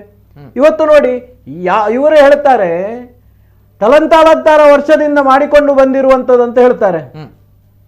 ಇವತ್ತು ಸ್ವಾಮಿ ಉಡುಪಿ ಡಿಸ್ಟಿಕ್ ಅಲ್ಲಿ ಆಗಿರ್ತಕ್ಕಂಥದ್ದು ತಲತಲಾಂತರದಿಂದ ಮಾಡ್ತಕ್ಕಂಥದ್ದಲ್ಲ, ಅದು ಆಗುವ 1 ವಾರದ ಹಿಂದಿಂದಲೇ ಆಗ್ತಿರ್ಲಿಲ್ಲ. ಇದು ಫ್ಯಾಕ್ಟ್, ಇದು ವಾಸ್ತವ. ಇದು ಆ ಕಾಲೇಜಲ್ಲಿ ನಡೀತಕ್ಕಂಥದ್ದು ಅವರು ಹಾಕ್ತಾನೆ ಇರಲಿಲ್ಲ. ಮತ್ತೊಂದು ಹೇಳ್ತೇನೆ ನಾನು, ಇಡೀ ದಕ್ಷಿಣ ಕನ್ನಡದಲ್ಲಿ ಕರಾವಳಿಯಲ್ಲಿ ಎಷ್ಟು ಕಾಲೇಜುಗಳಿದೆ, ಯಾರು ಕೂಡ ಕಾಲೇಜಿನ ಒಳಗಡೆ ಹಾಕ್ತಾನೆ ಇರಲಿಲ್ಲ. ಕ್ಲಾಸ್ನ ಒಳಗಡೆ ನೋಡುವ ಯಾರು ಹಾಕಿದಾರಂತ ಹೇಳುವಂಥದ್ದು ಹೇಳಿ ನೋಡುವ ನಾಯಕರು ಯಾರು ಕೂಡ. ಯಾಕೆ ಹೇಳಿದ್ರೆ ಅವರಿಗೆ ಶಿಕ್ಷಣ ಮುಖ್ಯ, ಅವರಿಗೆ ಅರಾಜಕತೆ ಮುಖ್ಯ ಅಲ್ಲ. ನಮಗೆ ನಮ್ಮ ಜೀವನದ ಒಂದು ಭಾಗ ಅಂತ ಹೇಳಿದ್ರೆ ಧರ್ಮ ನಾವು ಮನೆಯಲ್ಲಿ ಇಡಬೇಕು, ಆಯ್ತು. ಎಲ್ಲಿ ಕಟ್ಟಳೆಗಳಿದೆ ಅಲ್ಲಿಗೆ ಮಾತ್ರ ಸೀಮಿತ. ಅದನ್ನು ಬಿಟ್ಟು ಶಿಕ್ಷಣ ಕ್ಷೇತ್ರ ಅಂತ ಹೇಳಿದ್ರೆ ಒಂದು ನ್ಯಾಯದೇಗುಲದಲ್ಲಿ ವಿದ್ಯೆ ಕೊಡ್ತಕ್ಕಂಥ ಒಂದು ಜಾಗದಲ್ಲಿ ಗುರು ಶಿಷ್ಯರ ಒಂದು ಸಂಬಂಧ ಇರ್ತಕ್ಕಂಥ ವಿಚಾರದಲ್ಲಿ ಎಲ್ಲಿ ತನಕ ವಿದ್ಯಾರ್ಥಿಗಳ ಮನಸ್ಸಲ್ಲಿ ಒಂದು ವೈಮನಸ್ಸು ಮಾಡಿದಾರಂತ ಇದ್ರೆ, ಕಲಿತಕ್ಕಂಥ ಒಂದು ಗುರುಗಳಿಗೆ ಇವತ್ತು ಏಕವಚನದಲ್ಲಿ ಮಾಡ್ತಕ್ಕಂಥ ವ್ಯವಸ್ಥೆ ಒಂದು ವಿದ್ಯಾರ್ಥಿನಿ ಮಾಡ್ತಾರಂತಾದ್ರೆ ಇವ್ರು ಏನು ಮಾಡಿಬಿಟ್ರು ಒಂದು ಶಿಕ್ಷಣ ಕ್ಷೇತ್ರವನ್ನ. ಇದು ಹೇಳ್ತಕ್ಕಂಥದ್ದು. ಇವತ್ತು ಅವರು ಹಿಜಾಬ್ ಹಾಕಿದ್ರು, ಇವರು ಕೇಸರಿ ಶಾಲ್ ಹಾಕಿದ್ರು, ಇದಲ್ಲ ಸ್ವಾಮಿ. ವಿದ್ಯಾರ್ಥಿಗಳ ಮನಸ್ಸು ಬಹಳ ಪರಿಪಕ್ವವಾಗಿರುವಂಥದ್ದು. ನೀವು ಏನೋ ಒಂದು ಪ್ರವೋಕ್ ಮಾಡಿದ್ರೆ ಅದು ದೊಡ್ಡ ಶಕ್ತಿ. ಈ ದೇಶದಲ್ಲಿರ್ತಕ್ಕಂಥ ದೊಡ್ಡ ಶಕ್ತಿ ಹೇಳಿದ್ರೆ ವಿದ್ಯಾರ್ಥಿ ಶಕ್ತಿ. ಇದು ಏನು ಕೂಡ ಮಾಡ್ತದೆ, ಇದು ಏನು ಕೂಡ ಬದಲಾವಣೆ ಮಾಡ್ತದೆ. ನೀವು ಇಡೀ ನಮ್ಮ ರಾಜ್ಯವನ್ನ ದೇಶವನ್ನ ಗಲಭೆಯಲ್ಲಿ ಮುಗಿಸ್ತಕ್ಕಂಥ ವ್ಯವಸ್ಥೆ ಬಹಳ ಷಡ್ಯಂತ್ರವಾಗಿ ಇವರು ಮಾಡಿದ್ದಾರೆ. ಇದರಲ್ಲಿ ಬೇರೆ ಏನಿಲ್ಲ. ಇವತ್ತು ಕೋರ್ಟ್ ತೀರ್ಪು ಅಂತಕ್ಕಂಥದ್ದು, ಇವತ್ತು ಯಾವುದೇ ವಿಚಾರ ಬಂದಾಗ ಕೋರ್ಟೇ ಒಂದು ಸಮಾಜದಲ್ಲಿ, ಇವತ್ತು ಕೋರ್ಟ್ ಹೇಳಿರ್ತಕ್ಕಂಥ ಮೊದಲ ಮಾತು ಏನು ಹೇಳಿದ್ರೆ, ನನಗೆ ರಾಜ್ಯದಲ್ಲಿ ಶಾಂತಿ ನೆಲೆಸಬೇಕು, ಎಲ್ಲರೂ ಸಮಾಧಾನವಾಗಿ ಶಾಂತಿ ಚಿತ್ತವಾಗಿ ಜೀವನ ನಡೆಸಬೇಕು, ವಿದ್ಯಾರ್ಥಿಗಳ ಜೀವನ ಎಂದಿಗೂ ಇದಾಗಬಾರದು. ಸರ್ಕಾರ ಹೇಳಿದ ಮೇಲೆ ಯಾವುದೇ ಕ್ರಮಕ್ಕೂ ಕೂಡ ಅವ್ರು ರೆಡಿ ಇರಲೇಬೇಕು. ಆ ದಿಸೆಯಲ್ಲಿ ಇವತ್ತು ಆರ್ಡರ್ ಮಾಡಿದ್ದಾರೆ ಶಿಕ್ಷಣಕ್ಕೆ. ನಾವು ಈಗ 2 ಹಿಜಾಬ್ ಕೂಡ ಹಾಕಬಾರ್ದು, ಕೇಸರಿ ಶಾಲ್ ಕೂಡ ಹಾಕಬಾರ್ದು, ಶಿಕ್ಷಣ ಮುಂದೆ. ಇದು ಬಹಳ ಒಳ್ಳೆಯ ತೀರ್ಪು. ಇದರಲ್ಲೇ ಏನಾಗುವುದಿಲ್ಲ. ಏನು ಷಡ್ಯಂತ್ರ ಮಾಡಬೇಕು ಅಂತಕ್ಕಂಥ ಬಂದಿದ್ದಾರೆ. ನಾವು ಹೇಳ್ತಕ್ಕಂಥದ್ದು ಈ ದಿಸೆಯಲ್ಲಿ ಒಂದು ವಿದ್ಯಾರ್ಥಿನಿಯ ತಲೆಯನ್ನು ಒಡೆದಾಕ್ತಾರಂತಾದರೆ ಇವರ ಒಂದು ಏನು ಮಾಡಲಿಕ್ಕೆ ಇವರು ಆಲೋಚನೆ ಮಾಡಿದ್ದಾರೆ ಅಂತಕ್ಕಂಥದ್ದು ನಾವು ಇಲ್ಲಿ ನೋಡಬೇಕಾದಂಥ ವಿಚಾರ. ಇವತ್ತು ನಾವು ರಾಜಕೀಯ ಲಾಭಕ್ಕೋಸ್ಕರ ಈ ರೀತಿ ಷಡ್ಯಂತ್ರಗಳನ್ನು ಮಾಡಿ ನಾವು ಅರಾಜಕತೆಯನ್ನು ಸೃಷ್ಟಿ ಮಾಡ್ತೇವೆ ಅಂತಾದರೆ ನಾವು ಆಲೋಚನೆ ಮಾಡ್ತಕ್ಕಂಥದ್ದು ತುಂಬ ಇದೆ. ಅದಕ್ಕೆ ನಾವು ಹೇಳ್ತಕ್ಕಂಥದ್ದು ವಿದ್ಯಾರ್ಥಿ ಸಮುದಾಯ ನೀವು ಜಾಗೃತರಾಗಬೇಕು. ನಿಮಗೆ ಶಿಕ್ಷಣ ಮುಖ್ಯ ಆಗಬೇಕು. ಇಲ್ಲಿರುವ ಪ್ರತಿಯೊಬ್ಬರಿಗೂ ಭಾರತೀಯತೆ ಮೊದಲು ಬರಬೇಕು, ನಂತರ ಬೇರೆ ಬರ್ತಕ್ಕಂಥದ್ದು. ಭಾರತೀಯ ಅಂತಕ್ಕಂಥದ್ದು ಯಾವಾಗ ನಮ್ಮ ಹೃದಯದಲ್ಲಿದೆ ಖಂಡಿತವಾಗ್ಲಿ ಇದಾಗುವುದಿಲ್ಲ. ನಿನ್ನೆ ನಾವು ಒಟ್ಟಿಗೆ ಕೂತ ವಿದ್ಯಾರ್ಥಿಗಳು ಇವತ್ತು ಹೊಡ್ಕೊಳ್ಳುವಂಥ ಒಂದು ಸಿಚುವೇಶನ್ ಅನ್ನು ಇವರು ಸೃಷ್ಟಿ ಮಾಡಿದಾರಂತಾದ್ರೆ ಅದು ಕೂಡ ಒಂದು ಫೈನಲ್ ಎಕ್ಸಾಮ್ನ ಲಾಸ್ಟ್ ಒಂದು 1.5 ತಿಂಗಳ ಪೀರಿಯಡ್ ಅಲ್ಲಿ ಈ ಪರಿಸ್ಥಿತಿ ಬಂದಿದೆ ಅಂತಾದ್ರೆ ವಿದ್ಯಾರ್ಥಿಗಳು ಜಾಗೃತರಾಗಬೇಕು. ನೀವು ಇದರಿಂದ ಬಿಟ್ಟು ಬಿಡಿ. ಕೋರ್ಟ್ ತೀರ್ಪು ಏನು ಬರ್ತದೆ ಅದು ಸೆಕೆಂಡರಿ. ನಾನು ವಿದ್ಯಾರ್ಥಿಗಳಿಗೆ ಹೇಳ್ತಕ್ಕಂಥದ್ದು ನೀವು ಯಾವುದೇ ಅದು ಏನು 2 ಹೇಳ್ತಾ ಮೊದಲು ನೀವು ಹೇಗಿದ್ದೀರಿ ಹಾಗೇ ಇರಿ, ಶಿಕ್ಷಣವನ್ನ ಮಾಡಿ. ನೀವು ದೇಶಕ್ಕೋಸ್ಕರ ಇವತ್ತು ಹಾಜಬ್ಬರನ್ನ ನಾವು ಪದ್ಮಶ್ರೀ ಕೊಟ್ಟು ನಾವು ಅವರನ್ನ ಮಾದರಿಯಾಗಿ ತಕೊಳ್ಳಿ ಅಲ್ಲ ನೀವೆಲ್ಲರೂ. ಯಾಕೋಸ್ಕರ ಈ ರೀತಿಯ ವ್ಯವಸ್ಥೆಗಳಾಗ್ತದೆ. ಇವತ್ತು ನಾವು ನನ್ನ ಎಷ್ಟೋ ಫ್ರೆಂಡ್ಸ್ಗಳು ನನ್ನ ಒಟ್ಟಿಗೆ ಕಲಿತ ಮುಸ್ಲಿಂ ಹುಡುಗಿಯವರು ಇವತ್ತು ಜಡ್ಜ್ ಆಗಿದ್ದಾರೆ. ಏನವರು ಹಿಜಾಬ್ ಹಾಕಿ ಕೂತ್ಕೊಳ್ತಿದ್ದಾರೆ ಕೋರ್ಟಲ್ಲಿ. ಎಷ್ಟೋ ಜನ ಪೊಲೀಸ್ ಆಫೀಸರ್ ಆಗಿದ್ದಾರೆ, ಹಿಜಾಬ್ ಹಾಕಿ ಕೂತ್ಕೊಳ್ತಿದ್ದಾರೆ ಅಥವಾ ಕೇಸರಿ ಶಾಲ್ ಹಾಕಿ ಕೂತ್ಕೊಳ್ತಿದ್ದಾರೆ. ಇವತ್ತು ನಮ್ಮ ಎಷ್ಟೋ ಆತ್ಮೀಯ ಸ್ನೇಹಿತರೆಲ್ಲ ಜಡ್ಜ್ ಆಗಿದ್ದಾರೆ. ಎಲ್ಲ ಹಿಂದೂಗಳಂತೇಳಿ ನಾವು ಕೇಸರಿ ಶಾಲ್ ಹಾಕಿ ಕೂತ್ಕೊಳ್ಳಿಕ್ಕೆ ಆಗ್ತದ? ನಮ್ಮ ಎಷ್ಟೋ ಜನ IAS ಆಫೀಸರ್ ಇದ್ದಾರೆ, ಅವರೆಲ್ಲ ಈ ರೀತಿ ಮಾಡಿ ಇದಾದ್ರೆ ನಾವು ದೇಶ ನಡೆಸೋದು ಹೇಗೆ? ಇವತ್ತು ವಿಶ್ವದಲ್ಲಿ ಅದೆಷ್ಟೋ ದೇಶದಲ್ಲಿ ಇದನ್ನ ಬ್ಯಾನ್ ಮಾಡಿದ್ದಾರೆ. ಅದಕ್ಕೆ ಬೇರೆ ಬೇರೆ ಕಾರಣಗಳಿದೆ. ಯಾಕೋಸ್ಕರ ಬ್ಯಾನ್ ಮಾಡಿದ್ದಾರೆ ಅಂತಕ್ಕಂಥದ್ದಕ್ಕೂ ಕಾರಣ ಇದೆ. ಕೆಲವು ದೇಶದಲ್ಲಿ ಮಾಡ್ತಾ ಇದ್ದಾರೆ, ಯಾಕೋಸ್ಕರ ಮಾಡ್ತಾ ಇದ್ದಾರೆ ಅಂತಕ್ಕಂಥದ್ದು ಕಾರಣ ಇದೆ. ಆದ್ರಿಂದ ಈ ವಿಚಾರ ಒಂದು ಧರ್ಮದ ವಿಚಾರಗಳನ್ನು ಇಟ್ಟುಕೊಂಡು ಸಂಪ್ರದಾಯವನ್ನು ಇಟ್ಟುಕೊಂಡು ಶಿಕ್ಷಣ ಕ್ಷೇತ್ರಕ್ಕೆ ಕೊಡಲಿ ಏಟು ಹಾಕುವಂಥದ್ದು ಯಾರಿಗೂ ಒಳ್ಳೆಯದಲ್ಲ. ಆದ್ರಿಂದ ಯಾರು ನಿಮ್ಮ ಸಂಘಟನೆ ಬೆಳಿಬೇಕನ್ನುವ ದೃಷ್ಟಿಯಲ್ಲಿ ನೀವು ಏನೋ ಒಂದು ಮಾಡ್ತೀರಂತ ಹೊರಟ್ರೆ ನಾವೀಗ ಹೇಳ್ಬೋದು ನಾವು ಕೇಳುವುದೇ ಇಲ್ಲ, ನಾವು ಕೇಸರಿ ಹಾಕೇ ಹೋಗುದು. ಇದು ನಾನೊಬ್ಬ ಭಾರತೀಯನಾಗಿ ನಾನು ಹೇಳ್ತಕ್ಕಂಥದ್ದು. ನಾನು ಎಲ್ಲಿ ಹೋಗಬೇಕು, ನಾನು ಎಲ್ಲಿ ಕೇಸರಿಯನ್ನು ಉಪಯೋಗಿಸ್ಬೇಕು ಅಲ್ಲೇ ಉಪಯೋಗಿಸ್ಬೇಕು. ನಾನು ಎಲ್ಲಿ ನನ್ನ ಧರ್ಮದ ಸಂಕೇತವನ್ನು ಉಪಯೋಗಿಸ್ಬೇಕು ಅಲ್ಲೇ ಉಪಯೋಗಿಸ್ಬೇಕು. ಎಲ್ಲಿಯೋ ನಾನು ಹೋಗಿ ನನಗೆ ಕೊಟ್ಟಂತ ಗುರುಗಳ ಎದುರಿನಲ್ಲಿ ನಿಂತು ಗುರುಗಳು ಮಾತಾಡೋದು ಬಹುವಚನದಲ್ಲಿ, ಕೇಳ್ತಕ್ಕಂಥ ಶಿಷ್ಯ ಮಾತಾಡ್ತಕ್ಕಂಥದ್ದು ಏಕವಚನದಲ್ಲಿ. ಎಲ್ಲಿಗೆ ಬಂತು ನಮ್ಮ ಶಿಕ್ಷಣದ ವ್ಯವಸ್ಥೆ? ಇದು ಸರಿಯಲ್ಲ. ಏನಿದ್ರು ಬಿಟ್ಟು ಬಿಡಿ. Beautiful explained. ದಿನಕರ್ ಶೆಟ್ಟಿ ಅವರು ಪ್ರಸಕ್ತ ವಿದ್ಯಮಾನ ಪ್ರಸಕ್ತ ಏನು ಈ ಘಟನೆಗಳು ನಡೀತಾ ಇದೆ, ವಿದ್ಯಾರ್ಥಿಗಳು ಕೇಳಬೇಕಾಗಿರುವಂತಹ ವಿಚಾರಗಳು, ಜೊತೆಗೆ ನಮ್ಮ ಜನಸಮೂಹ ಕೇಳಬೇಕಾಗಿರುವಂತಹ ವಿಚಾರಗಳು, ಧರ್ಮ ಮತ್ತು ಶಿಕ್ಷಣ, ಈ ಒಂದು ವಿಚಾರದ ಬಗ್ಗೆ ಹೇಳಿರುವಂತಹ ವಿಚಾರ, ಜೊತೆಗೆ ಹತ್ತಿರದಿಂದ ನೋಡಿದ್ದಾರೆ ವಿದ್ಯಾರ್ಥಿಗಳನ್ನ, ವಿದ್ಯಾರ್ಥಿ ಸಂಘವನ್ನ ಹತ್ತಿರದಿಂದ ನೋಡಿದಾಗ ವಿದ್ಯಾರ್ಥಿಗಳು ಅಥವಾ ಈ ವಿದ್ಯಾರ್ಥಿನಿಯರು ಕೂಡ ಶಾಲಾ ಕಾಲೇಜುಗಳಲ್ಲಿ ಒಳಗಡೆ ಬಹುಶಃ ಸ್ಕಾರ್ಫ್ಗಳನ್ನ ಹಾಕ್ತಾ ಇಲ್ಲ ಅನ್ನೋ ತಾವು ಹೇಳ್ತಾ ಇರೋ ತಮ್ಮ ವಾದ ತಾವು ನೋಡಿದ್ದೀರಾ ಅನ್ನುವಂಥದ್ದು. ಇದರಲ್ಲಿ 2 ಮಾತುಗಳಿಲ್ಲ ತಾವು ಹೇಳ್ತಾ ಇರುವಂಥದ್ದು. ಖಂಡಿತವಾಗ್ಲೂ ಎಸ್, ಓಕೆ, ನಾನು ಮಾತಾಡ್ತೇನೆ, ಚರ್ಚೆ ಮಾಡ್ತೇನೆ. ಅನೇಕ ಕರೆಗಳು ಬರ್ತಾ ಇದೆ. ಪ್ರಥಮ ಕರೆ ಸ್ವೀಕಾರ ಮಾಡ್ತೇನೆ. ಹಲೋ ಸರ್, ನಮಸ್ತೆ. ಸರ್ ನಮಸ್ತೆ. ನಮಸ್ತೆ ಸರ್, ತಮ್ಮ ಹೆಸರು ಎಲ್ಲಿಂದ ಕರೆ ಮಾಡ್ತಾ ಇದ್ದೀರಾ? ನನ್ನ ಹೆಸರು ಆಲ್ವಿನ್ ನರಣ್ಣ ಅಂತ ಹೇಳಿ. ನಮಸ್ತೆ, ಮಾತಾಡಿ ಸರ್. ನಮಸ್ಕಾರ ದಿನಕರ್ ಶೆಟ್ಟಿ ಅವರಿಗೆ. ನಮಸ್ತೆ. ನಮಸ್ತೆ. ನಮ್ದು ಒಪಿನಿಯನ್ ಇದೆ. ಈಗ ಈ ಹಿಜಾಬ್ ವಿಚಾರಗಳಲ್ಲಿ ಶಾಲೆಗಳಲ್ಲಿ ಗಲಾಟೆ ನಡೀತಾ ಇದೆ ಎಲ್ಲಾ ಕಡೆ ಕರ್ನಾಟಕದಲ್ಲಿ. ಇದ್ರಲ್ಲಿ ಮೊದಲನೇ ಅಂಶ ನೋಡೋದಾದ್ರೆ ಇಡೀ ಕರ್ನಾಟಕದ ಮಾನ ಮರ್ಯಾದೆ ಹರಾಜಾಗ್ತಾ ಇದೆ ಮಾಧ್ಯಮಗಳಲ್ಲಿ, ಎಲ್ಲ ನ್ಯಾಷನಲ್ ಮೀಡಿಯಾ ಇರ್ಬಹುದು, ಇಂಟರ್ನ್ಯಾಷನಲ್ ಮೀಡಿಯಾ ಇರ್ಬಹುದು. ಮೊದಲನೇದು. ಎರಡನೇದು ವಿದ್ಯಾರ್ಥಿಗಳನ್ನು ರಾಜಕೀಯಕ್ಕೋಸ್ಕರ ಬಳಸ್ಕೊಳ್ತಾ ಇದ್ದಾರೆ ಈ ವಿಚಾರದಲ್ಲಿ. ಅದು ಜನಗಳಿಗೆ ಕ್ಲಿಯರ್ ಆಗಿ ಗೊತ್ತಾಗ್ತಾ ಇದೆ. ಯಾಕಂದ್ರೆ ಎಲ್ಲಾ ಕಡೆ ಗಲಾಟೆ ನಡಿಬೇಕಾದ್ರೆ ಮಂಗಳೂರಲ್ಲಿ ಗಲಾಟೆ ನಡೀತಾ ಇಲ್ಲ. ನೀವು ನೋಡ್ಬೋದು, ಮಂಗಳೂರು ಸಿಟಿ ಲಿಮಿಟ್ ಅಲ್ಲಿ ಎಲ್ಲೂ ಕೂಡ ಈ ವಿಚಾರಗಳಲ್ಲಿ ಗಲಾಟೆ ನಡೀಲಿಲ್ಲ ಇಷ್ಟರೊಳಗೆ. ಎಲ್ಲ ರೂರಲ್ ಏರಿಯಾಗಳ ವಿದ್ಯಾರ್ಥಿಗಳನ್ನೇ ಇದಕ್ಕೋಸ್ಕರ ಬಳಸ್ಕೊಳ್ತಾ ಇದ್ದಾರೆ. ಅಥವಾ ಶಿವಮೊಗ್ಗ, ದಾವಣಗೆರೆ ಈ ಕಡೆಗಳೆಲ್ಲ ಗಲಾಟೆ ನಡೀತಾ ಇದೆ. ಸಮಾಧಾನ ಸಂಘದಿಂದ ಮಂಗಳೂರಲ್ಲಿ ಈ ಗಲಾಟೆ ನಡೀತಾ ಇದೆ. ಮತ್ತೆ ಈ ಗಲಾಟೆಗೆ ಕೆಲವು ಸಂಘಟನೆಗಳು ಅಥವಾ ಕೆಲವು ರಾಜಕೀಯ ಮುಖಂಡರು ತುಪ್ಪ ಸುರಿಯುವಂತದ್ದು, ಈ ಮುಸ್ಲಿಮರನ್ನು ಪಾಕಿಸ್ತಾನಕ್ಕೆ ಹೋಗಿ ಅಂತ ಹೇಳುವಂತದ್ದು. ಇವರು ಪಾಕಿಸ್ತಾನದ ಟೂರಿಸಂ ಪ್ರಮೋಟ್ ಮಾಡ್ತಾ ಇದ್ದಾರಾ ಅಥವಾ ಪಾಕಿಸ್ತಾನ ಇವರಿಗೆ ಅಷ್ಟೊಂದು ವ್ಯಾಮೋಹ ಇದೆಯಾ ಪಾಕಿಸ್ತಾನಕ್ಕೆ ಕಳಿಸುವಂತದ್ದು ಅಂತ ಗೊತ್ತಿಲ್ಲ ನನಗೆ. ಭಾರತೀಯರನ್ನು ಪಾಕಿಸ್ತಾನಕ್ಕೆ ಹೋಗಿ ಅಂತ ಹೇಳಿದಕ್ಕೆ ಬೆಂಕಿಗೆ ತುಪ್ಪ ಸುರಿಯುವಂತ, ಯಾಕಂದ್ರೆ ಜನರ ಭಾವನೆಗಳನ್ನು ಕೆರಳಿಸುವಂತದ್ದು. ಕಾಂಗ್ರೆಸ್ನವರು ಈ ಕಡೆ ಹಿಜಾಬ್ಗೆ ಸಪೋರ್ಟ್ ಕೊಡು, ಮುಸ್ಲಿಮರಿಗೆ ಸಪೋರ್ಟ್ ಕೊಡುದು, ಇವರು ಇವರಿಗೆ ಪಾಕಿಸ್ತಾನಕ್ಕೆ ಹೋಗಿ ಅಂತ ಹೇಳುವಂಥದ್ದು. ಇದರಲ್ಲಿ ಸ್ಟೂಡೆಂಟ್ಗಳನ್ನು ಮಾತ್ರ ಅಲ್ಲ, ಇರುವ ಎಲ್ಲವರನ್ನು ಎಳೆದು ಇದನ್ನೊಂದು ಎಂತ ಹೇಳ್ತಾರೆ ಹಿಂದೂ ಮುಸ್ಲಿಂ ಗಲಾಟೆಯನ್ನು ದೊಡ್ಡ ಮಟ್ಟದಲ್ಲಿ ಮಾಡಿ ಅದರ ರಾಜಕೀಯ ಬೆಳೆಸಿಕೊಳ್ಳುವಂತ ಒಂದು ಹುನ್ನಾರ ನಡೀತಾ ಇದೆ. ಆಲ್ವಿನ್ ಅವರೇ, ಈ ಒಂದು ಶಿಕ್ಷಣ ಸಂಸ್ಥೆಗಳಲ್ಲಿ ಈ ಧರ್ಮ ಪ್ರಚಾರ ಅಥವಾ ಧರ್ಮದ ಒಂದು ಆಚರಣೆಗಳನ್ನ ಮಾಡುವಂತದ್ದು ಎಷ್ಟು ಸರಿ ಅನ್ನೋದು ತಾವು ಹೇಳ್ತೀರಾ? ನೋಡಿ, ಯಾವುದೇ ತರಹದ ಧಾರ್ಮಿಕ ಆಚರಣೆಗಳು ಮಾಡ್ಲಿಕ್ಕೆ ಅವಕಾಶ ಕೊಡಬಾರ್ದು. ಅಂತ ಹೇಳಿದ್ರೆ ನಾನು ಒಬ್ಬ ಕ್ರಿಶ್ಚಿಯನ್ ಆಗಿ ಹೇಳ್ತಾ ಇದ್ದೇನೆ, ನನ್ನ ಅನಿಸಿಕೆ ನೆನ್ಸ್ಕೊಳ್ತಾ ಇದ್ದೇನೆ. ನಾನು ಶಾಲೆಗೆ ಹೋಗ್ಬೇಕಾದ್ರೆ ನಮ್ಮ ಹೆಡ್ ಮಾಸ್ಟರ್ ಇವ ಬ್ರಾಹ್ಮಿಣ್ಸ್ ಇದ್ರು ಅಲ್ಲಿ. ನಮ್ಗೆ ಶಾಲೆಗೆ ಮೀನು ತಗೊಂಡು ಹೋಗ್ಲಿಕ್ಕೆ ಇರ್ಲಿಲ್ಲ, ಹೊಡಿತಾ ಇದ್ರು ಶಾಲೆಯಲ್ಲಿ. ಇವತ್ತು ಹೊಡೆಯುವ ಕೂಡ ಇಲ್ಲ ಟೀಚರ್ಗಳಿಗೆ, ಮೀನು ಕೂಡ ತಗೊಂಡು ಹೋಗ್ಲಿಕ್ಕೆ ಇರ್ಲಿಲ್ಲ. ಅಂತದ್ರಲ್ಲಿ ಅಂತ ಶಾಲೆಯಲ್ಲಿ ಕಲಿತುಕೊಂಡು ಗವರ್ಮೆಂಟ್ ಶಾಲೆಯಲ್ಲಿ ಕಲಿತುಕೊಂಡು ಬಂದಿದ್ದೇನೆ ನಾನು. ಓಕೆ, ನಮ್ಗೆ ಯಾವುದೇ ಧಾರ್ಮಿಕ ಇದು ಇರ್ಲಿಲ್ಲ ಅಲ್ಲಿ. ನಿಜವಾಗ್ಲೂ ಹೇಳ್ಬೇಕಾದ್ರೆ ನಾವು ಎಲ್ಲವನ್ನಲ್ಲಿ ಸರಸ್ವತಿ ಪೂಜೆ ನಡೀತಾ ಇತ್ತು, ಎಲ್ಲ ಮಾಡ್ಕೊಂಡು ಕ್ರಿಶ್ಚಿಯನ್ ಆಗಿದ್ದೇವೆ. ಆದ್ರೆ ಹೊರಗಡೆ ಬಂದಾಗ ನಾನೊಬ್ಬ ಕ್ರಿಶ್ಚಿಯನ್, ಇವತ್ತಿಗೆ ಏನ್ ಸಮಸ್ಯೆ ಇದೆ ಅದರಲ್ಲಿ?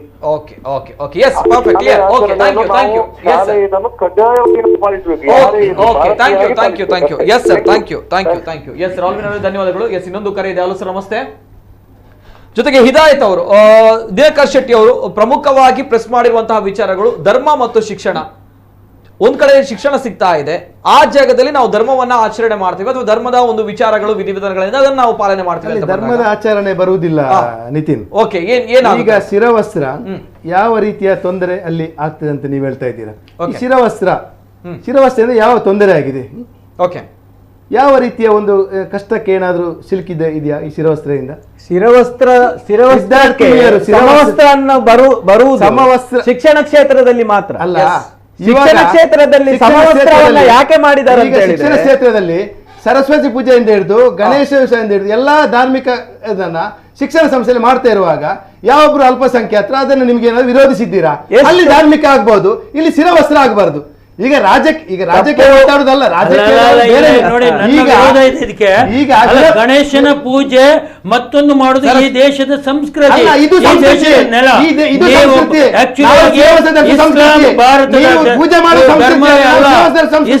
ಭಾರತದ ಧರ್ಮವೇ ಅಲ್ಲ, ಹಿಂದೂ ಭಾರತ ಧರ್ಮ ಕೂಡ ಅಲ್ಲ. ಹೌದು, ಇದು ಕೂಡ ಅಲ್ಲ ಧರ್ಮ. ಭಾರತ ಇದು ಭಾರತ ಎಲ್ಲ ರಾಷ್ಟ್ರ. ಎಲ್ಲಿ ನಮ್ಮ ತಾತ ಮುತ್ತಾತರು ಇಲ್ಲಿಗೆ ತ್ಯಾಗ ಮಾಡಿದ್ದಾರೆ. ಮತಾಂತರಿಗಳು, ನೀವು ನೋಡಿ ಧರ್ಮೇಂದ್ರ ಅವರೇ, ಇಲ್ಲಿ ಈ ದೇಶಕ್ಕೆ ಟಿಪ್ಪು ಮಹತ್ವ ಇದೆ. ಟಿಪ್ಪು ಏನಿಲ್ಲ, ಟಿಪ್ಪು ಮತಾಂತರಿ. ತಾವು ಹೇಳ್ತಾ ಇದ್ದೀರಾ ಹಿಂದೂ ದೇಶದ ಧರ್ಮ ಅಲ್ವಾ ಅಂತ ತಾವು ಹೇಳ್ತಾ ಇದ್ದೀರಾ? ಟಿಪ್ಪು ಅನ್ನ ತಾವು ಹೋಗಲ್ಲ.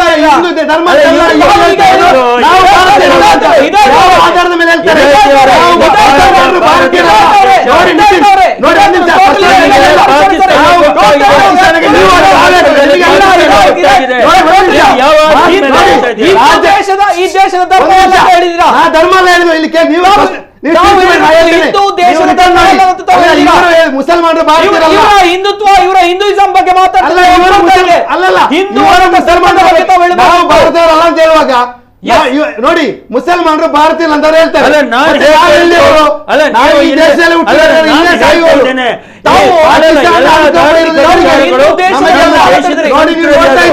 ಎಲ್ಲಾ ಮಾಧ್ಯಮದಲ್ಲೂ ಎಲ್ಲಾ ಕಡೆ ಶಿರವಸ್ತ್ರ ಬಂದಾಗ ಇವರಿಗೆ ಹೇಳಿಕೆ ನೀವು ಪಾಕಿಸ್ತಾನಕ್ಕೆ ಹೋಗಿ, ನಾವೇನು ನಿಲ್ಲಿ ಇವರಿಬ್ಬರ ಮಾತಿಗೆ ನಾನು ಹೇಳ್ತೇನೆ. ಶಿರವಸ್ತ್ರ ಬಂದಾಗ ನಮ್ಮ ಪಾಕಿಸ್ತಾನಕ್ಕೆ ಶಿರವಸ್ತ್ರ ಬಂದಾಗ ನಮ್ಮ ಪಾಕಿಸ್ತಾನಕ್ಕೆ ಯಾಕೆ ಹೋಲಿಕೆ ಮಾಡ್ತೀರಾ? ನಾವು ಈ ದೇಶದವರಲ್ವಾ? ಶಿರವಸ್ತ್ರ ಸಮವಸ್ತ್ರ ಯಾಕಾಗಲ್ಲ ಅನ್ನೋ ವಿಚಾರವನ್ನ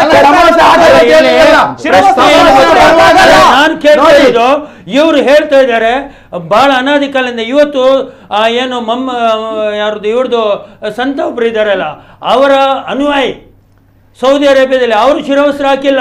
ಈಗ ಇವತ್ತು ನೋಡಿ, ಸೌದಿ ಅರೇಬಿಯಾದಲ್ಲಿ ಆಗ್ತಾರಾ, ಪಾಕಿಸ್ತಾನದಲ್ಲಿ ಆಗತ್ತಿಲ್ಲ. ಇವರಿಗೆ ಅದು ಇವರಿಗೆ ಕರಾವಳಿ ವಿಷಯ ಆದ್ರೆ ಮಾತ್ರ. ಧರ್ಮ ಪಾಲನೆ ಇಲ್ಲಿ ಸೌದಿ ಬೇಕು, ಅರೇಬಿಯಾದಲ್ಲಿ ಆಗ್ತಾರಾ, ಶರೀಅತ್ ಕಾನೂನು ಕತ್ತರಲ್ಲಿ ಬೇಕು, ಆಗ್ತಾರಾ, ಎಲ್ಲ ಪಾಕಿಸ್ತಾನ ಬೇಕು. ನಮಗೆ ಅವಶ್ಯಕತೆ ಇಲ್ಲ. ಇದು ನಾವು ಈ ಜಿಲ್ಲೆಯ ಏನು ಸಮಸ್ಯೆ ಹೇಳ್ತಾ ಬಗ್ಗೆ ಇರೋದು? ಟೋಟಲ್ ಇದೆ. ನಿತಿನ್ ರವರೇ ಹೇಳ್ತೇನೆ. yes, ಇವರು yes. ನಾನು ಇಬ್ಬರಿಗೂ ಉತ್ತರ ಕೊಡ್ತೇನೆ. ಇವರು ಕರಾವಳಿಯ ಬಗ್ಗೆ ಆಯ್ತು, ಕರಾವಳಿ ಬಗ್ಗೆ ಮಾತಾಡುವ, ಗಣಪತಿ ಪೂಜೆ ಸರಸ್ವತಿ ಪೂಜೆ ಮಾಡ್ತಾರೆ ಅಂತ ನಮ್ಗೆ ಗೊತ್ತುಂಟು, ನಮಗೆ ಗೊತ್ತುಂಟು. 5% ಪ್ರತಿ ಕಾಲೇಜ್, ಹಿಂದೂ ಧರ್ಮದ ಕಾಲೇಜಲ್ಲಿ ಕೆಲವು ಕಡೆ ಫಾಲೋ ಮಾಡ್ತಾರೆ. 5% ಮುಸ್ಲಿಂ ಎಲ್ಲ ಇದರಲ್ಲಿ ಕೂಡ ಅವರ ಧರ್ಮದ ಆಚರಣೆಗಳನ್ನ ಪ್ರಾರ್ಥನೆ ವಿರೋಧಿಸಲಿಲ್ಲ. ಫಾಲೋ ಮಾಡ್ತಾರೆ. ಕ್ರಿಶ್ಚಿಯನ್ ಧರ್ಮದ ಕಾಲೇಜು ಸ್ಕೂಲ್ಗಳಿದೆ, ಅಲ್ಲಿ ಕೂಡ ಫಾಲೋ ಮಾಡ್ತಾರೆ ಕೆಲವು. ಮಾಡುದಿಲ್ಲ ಅಂತೇನು, ಸಮಸ್ಯೆ ಎಲ್ಲೂ ಆಗ್ಲಿಲ್ವಲ್ಲ, ಸಮಸ್ಯೆ ಎಲ್ಲೂ ಆಗ್ಲಿಲ್ವಲ್ಲ. ಧರ್ಮದ ಆಚರಣೆಯನ್ನ ನಾವು ಸರ್ಕಾರಿ ಕಾಲೇಜುಗಳಲ್ಲಿ ಅಥವಾ ಮಂಗಳೂರಿನಲ್ಲಿ ಇರ್ತಕ್ಕಂಥ ನಮ್ಮ ಇದರಲ್ಲಿ 500ಕ್ಕೂ ಹೆಚ್ಚಿದೆ PUC ಡಿಗ್ರಿ ಕಾಲೇಜುಗಳು ಕರಾವಳಿಯ ಲೆಕ್ಕ ಕೊಡ್ತಕ್ಕಂಥದ್ದು. ನಾನು ಇದರಲ್ಲಿ 10-20 ಕಾಲೇಜಲ್ಲಿ ಇಂಥ ಆಚರಣೆಗಳು ನಡೀತದೆ ಇಲ್ವಾ ಸರ್? ನಿಮ್ಮ ಮುಸ್ಲಿಂ ಕಾಲೇಜಿನ ಇದ್ರೆ ನೀವೀಗ ಸರಸ್ವತಿ ಅಲ್ಲ, ಮುಸ್ಲಿಂ ಗಣಪತಿ ಅಲ್ಲಲ್ಲ, ನೀವು ಸರ್ಕಾರಿ ಕಾಲೇಜಲ್ಲಿ ಯಾವುದು ಮುಸ್ಲಿಂ ಆಚರಣೆ ಆಗ್ತಾ ಇದೆ ಹೇಳಿ? ಅದೇ ಆಗುದಿಲ್ಲ ಅಂತ ಹೇಳುದು ನಾನು. ಅದಕ್ಕೆ ಸರ್ಕಾರಿಯಲ್ಲಿ ಆಗುದಿಲ್ಲ. ಅಲ್ಲಿ ನಡೆಯತಕ್ಕಂತ ಕಾರ್ಯಕ್ರಮಕ್ಕೆ ಅಡ್ಡಿಪಡಿಸಿದ ಮುಸಲ್ಮಾನರು ಇದ್ದಾರಾ?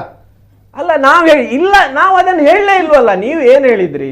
ಅವರು ಹೇಳಿದಕ್ಕೆ ಉತ್ತರ ಕೊಡ್ತಾರೆ. ಸರಸ್ವತಿ ಪೂಜೆ ಗಣಪತಿ ಪೂಜೆ ಅಂತ ಹೇಳಿ, ಅದಕ್ಕೋಸ್ಕರ ನಾನು ಹೇಳ್ತಕ್ಕಂಥದ್ದು 5% ಪ್ರತಿ ಶಿಕ್ಷಣ ಸಂಸ್ಥೆಯಲ್ಲಿ ಆಯಾ ಧರ್ಮದ, ಕೆಲವು ಕಾಲೇಜಲ್ಲಿ ಅದೇ ಧರ್ಮದ ಮಕ್ಕಳೇ ಇರೋದು, ಬೇರೆ ಇಲ್ಲ, ಫಾಲೋ ಮಾಡ್ತಾರೆ. ಈಗ ನಾನು ಹೇಳ್ತೇನೆ, ನಮ್ಮ ವಿದ್ಯಾರ್ಥಿ ಸಮುದಾಯ ಹೇಗಿದೆ ಅಂತ ಹೇಳಿದ್ರೆ, ಇವರ ಧರ್ಮದವರು ಪ್ರಾರ್ಥನೆ ಮಾಡುವಾಗ ನಮ್ಮ ಧರ್ಮದವರು ಕೂಡ ಕೈ ಜೋಡಿಸ್ತಾರೆ. ಇದು ವಾಸ್ತವ, ಇದು ವಾಸ್ತವ. ಕ್ರಿಶ್ಚಿಯನ್ನ ಈ ಕುಲಶೇಖರದಲ್ಲಿ ಬಾಲಮಂದಿರ ಇದೆ, ಇವರ ದರ್ಗಾ ಇದೆ, ನಮ್ಮ ಎಷ್ಟು ಮಕ್ಕಳು ಒಟ್ಟಿಗೆ ಹೋಗುದಿಲ್ಲ. ಇದು ವಾಸ್ತವ, ಇದು ಸತ್ಯ ಇರ್ತಕ್ಕಂಥದ್ದು. ಕರಾವಳಿ ಬಗ್ಗೆ ಮಾತಾಡ್ಬೇಕು ಹೇಳಿದ್ರೆ ಇದು ವಾಸ್ತವ ಇರ್ತಕ್ಕಂಥದ್ದು. ನಾವು ಹೇಳ್ತಕ್ಕಂಥದ್ದು ಇಂಥ ಧರ್ಮ ಆಚರಣೆಯ ಮೂಲಕ ಶಿಕ್ಷಣದ ವ್ಯವಸ್ಥೆಯನ್ನ ಈ ರೀತಿ ಮಾಡ್ತಕ್ಕಂಥದ್ದು ಸರಿಯಾ ಅಂತಕ್ಕಂಥದ್ದು ನಮ್ಮ ಇದು. ಅದಕ್ಕೆ ನಾವು ಅದು ನಮ್ಮ ಧರ್ಮದ ಪ್ರತೀಕ, ನಾವು ಮಾಡೇ ಮಾಡ್ತೇವೆ.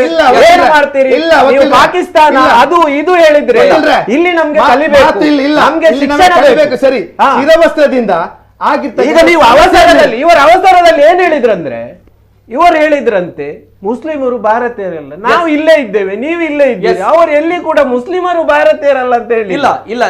ಟಿಪ್ಪು ವಿಷಯ ಹೇಳಿದ್ರು. ಅದಕ್ಕೆ ಮಾತನ್ನ ಕೇಳಿ, ಮಾತನ್ನ ಕೇಳಿ,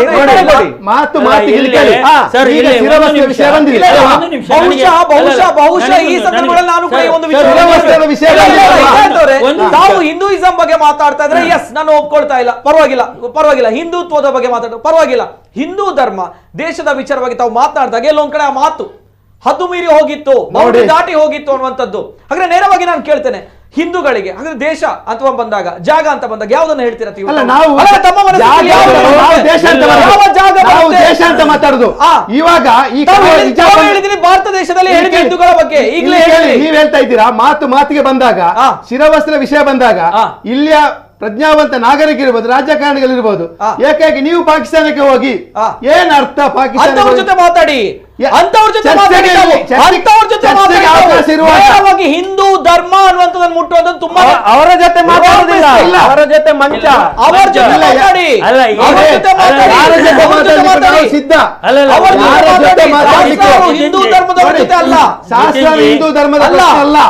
ಇಲ್ಲಿ ಇವರು ಧರ್ಮೇಂದ್ರ ಹೇಳ್ತಾರೆ ನೀವು ಪಾಕಿಸ್ತಾನಕ್ಕೆ ಹೋಗಿ ಅಂತ. ನಾನು ಆ ಶಬ್ದ ಬಳಕೆ ಮಾಡಿಲ್ಲ, ಹೇಳಿದ್ದೀರಾ? ನಾನು ಹೇಳಿದ್ದು ಭಾರತ ವಿಭಜನೆ ಮಾಡಿಕೊಡುವಾಗ ನೀವು ಪಾಕಿಸ್ತಾನ ವಿಭಜನೆ ಆಗಿದೆ, ನಮಗೆ ಪಾಕಿಸ್ತಾನ ವಿಭಜನೆ ಆಗಲಿಲ್ಲ. ನಮಗೆ ನಾವು ಭಾರತೀಯರು, ನಮಗೆ ಪಾಕಿಸ್ತಾನ ವಿಭಜನೆ ಮಾತು ಅಲ್ಲೇ ಇರುವುದು. ಪಾಕಿಸ್ತಾನ ವಿಭಜನೆ ನಾವು ಪಾಕಿಸ್ತಾನಕ್ಕೆ ಹೋಗಿದ್ದೇವಾ? ನಾವಿಲ್ಲಿ ಸಿಂಧೆಯಲ್ಲಿ ಪಾಕಿಸ್ತಾನ ಧ್ವಜ ಹಾರಿಸಿದ್ದೇವಾ? ಅಲ್ಲ ನೋಡಿ, ನನ್ನ ಧರ್ಮದ ಬಗ್ಗೆ, ಇಲ್ಲಿ ನನ್ನ ಧರ್ಮದ ಆಚರಣೆಯ ಬಗ್ಗೆ ಮಾತಾಡುವಾಗ ಇವರು ಅದಕ್ಕೆ ವಿರೋಧ ವ್ಯಕ್ತಪಡಿಸ್ತಾರೆ, ಆದರೆ ನಾನು ಅದನ್ನು ವಿರೋಧ ವ್ಯಕ್ತಪಡಿಸಬೇಕು.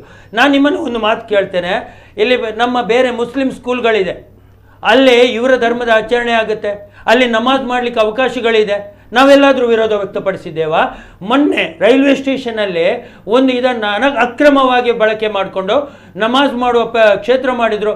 10-15 ವರ್ಷಗಳಿಂದ ಅಲ್ಲಿ ಆಗ್ತಾ ಇದೆ. ಇಂಥದನ್ನೆಲ್ಲ ನೋಡುವಾಗ ನೋಡಿ, ನಾನು ಕೇಳ್ತಾ ಇದ್ದೇನೆ, ಇವತ್ತು ಹಿಜಾಬ್, ನಾಳೆ ಇನ್ನೊಂದು.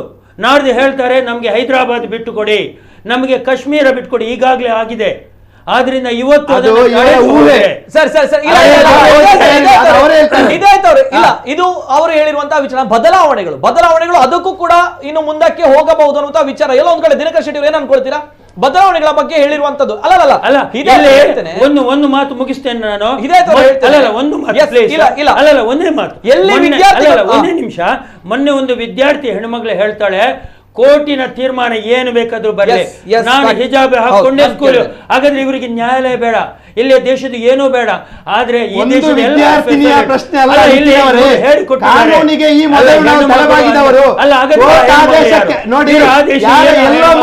ಮಾತಾಡಬಾರ್ದು. ಮೊದಲು ನಾವು ತಲೆಬಾಗಿದವರು, ಇನ್ನು ತಲೆಬಾಗುವವರು. ಸಂವಿಧಾನಾತ್ಮಕವಾಗಿ ಕೋರ್ಟ್ ಆದೇಶಕ್ಕೆ ತಾವುಗಳು ತಲೆಬಾಗ್ತೀರಾ? ಕೋರ್ಟ್ ಆದೇಶಕ್ಕೆ ಗೌರವ ನಾವು ತಲೆಬಾಗಿದ ಚರಿತ್ರೆ ಇದೆಯಲ್ಲ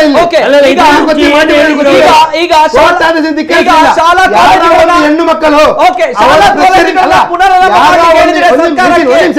ಉತ್ತರ ಮಾಡ್ತೇನೆ. ಯಾರೋ ಒಂದು ಹೆಣ್ಣು ಮಕ್ಕಳು ಆಕೆಯ ಶಿರವಸ್ತ್ರದ ಮೇಲೆ ಏನ ಗೌರವದ ಮೇಲೆ ಒಂದು ಮಾತಾಡಿದಿರಿ, ಆ ಮಾತನ್ನು ಇವರು ಹೇಳುವುದಲ್ಲ. ಎಷ್ಟೋ ಮಾತಾಡಿದೆಯಲ್ಲ, ಆ ಮಾತಲ್ಲ. ಕೋರ್ಟ್ ಏನ್ ತೀರ್ಮಾನ ಕೊಡ್ತದೆ ಅದಕ್ಕೆ ನಾವು ತಲೆ ಬಾಗ್ಲೇಬೇಕು. ಕೋರ್ಟ್ಗೆ ಗೌರವ ಕೊಡ್ತೀರಾ? ಕೊಡ್ಲೇಬೇಕಲ್ಲ ಸರ್. ಭಾರತ ಕೋರ್ಟ್ಗೆ ಗೌರವ ಕೊಡ್ತೀರಾ? ಕೊಡ್ಬೇಕು. ಈ ದೇಶದ ಸಂವಿಧಾನ ಕಾಪಾಡಬೇಕಿದ್ರೆ ಕೋರ್ಟ್ ಏನ್ ತೀರ್ಮಾನ ಅದಕ್ಕೆ ತಲೆ ಬಾಗ್ಬೇಕಲ್ಲ. ಮೊದಲು ತಲೆಬಾಗಿದ್ದು ಇದೆಯಲ್ಲ, ನಿಮಗೆ ಗೊತ್ತುಂಟು. ಈಗಾಗಲೇ ಹೇಳಿರುವಂತದ್ದು ಶಾಲಾ ಕಾಲೇಜುಗಳು ಪುನರಾರಂಭ ಮಾಡಬೇಕು ಅನ್ನೋಂಥದ್ದು. ವಿದ್ಯಾರ್ಥಿನನ್ನ ಕಳಿಸ್ತೀರಾ ಕಾಲೇಜಿಗೆ ಅಥವಾ ಕಳಿಸಲ್ವಾ? ನಾಳೆಯಿಂದ ವಿದ್ಯಾರ್ಥಿನಿಯರನ್ನು ಕಲಿಸದೇ ಇರುವುದು ಅವರ ಪೋಷಕರ ಒನ್ಸ್ ಅಗೇನ್ ಅಬ್ಸಲ್ಯೂಟ್ಲಿ ರಾಂಗ್. ತಾವು ರಾಂಗ್ ವಿದ್ಯಾರ್ಥಿಗಳಿಗೆ ಹಿಜಾಬ್ ಬಗ್ಗೆ ಚರ್ಚೆ ನಾನು ಎಲ್ಲಿಗೆ ನೀವು ನೋಡಿ. ನೀವು ಈಗ ಕೇಳೋ ಪ್ರಶ್ನೆ ಬಾರಿ ಗೊಂದಲದಲ್ಲಿದ್ದಾರೆ. ಒಂದು ನಿಮಿಷ,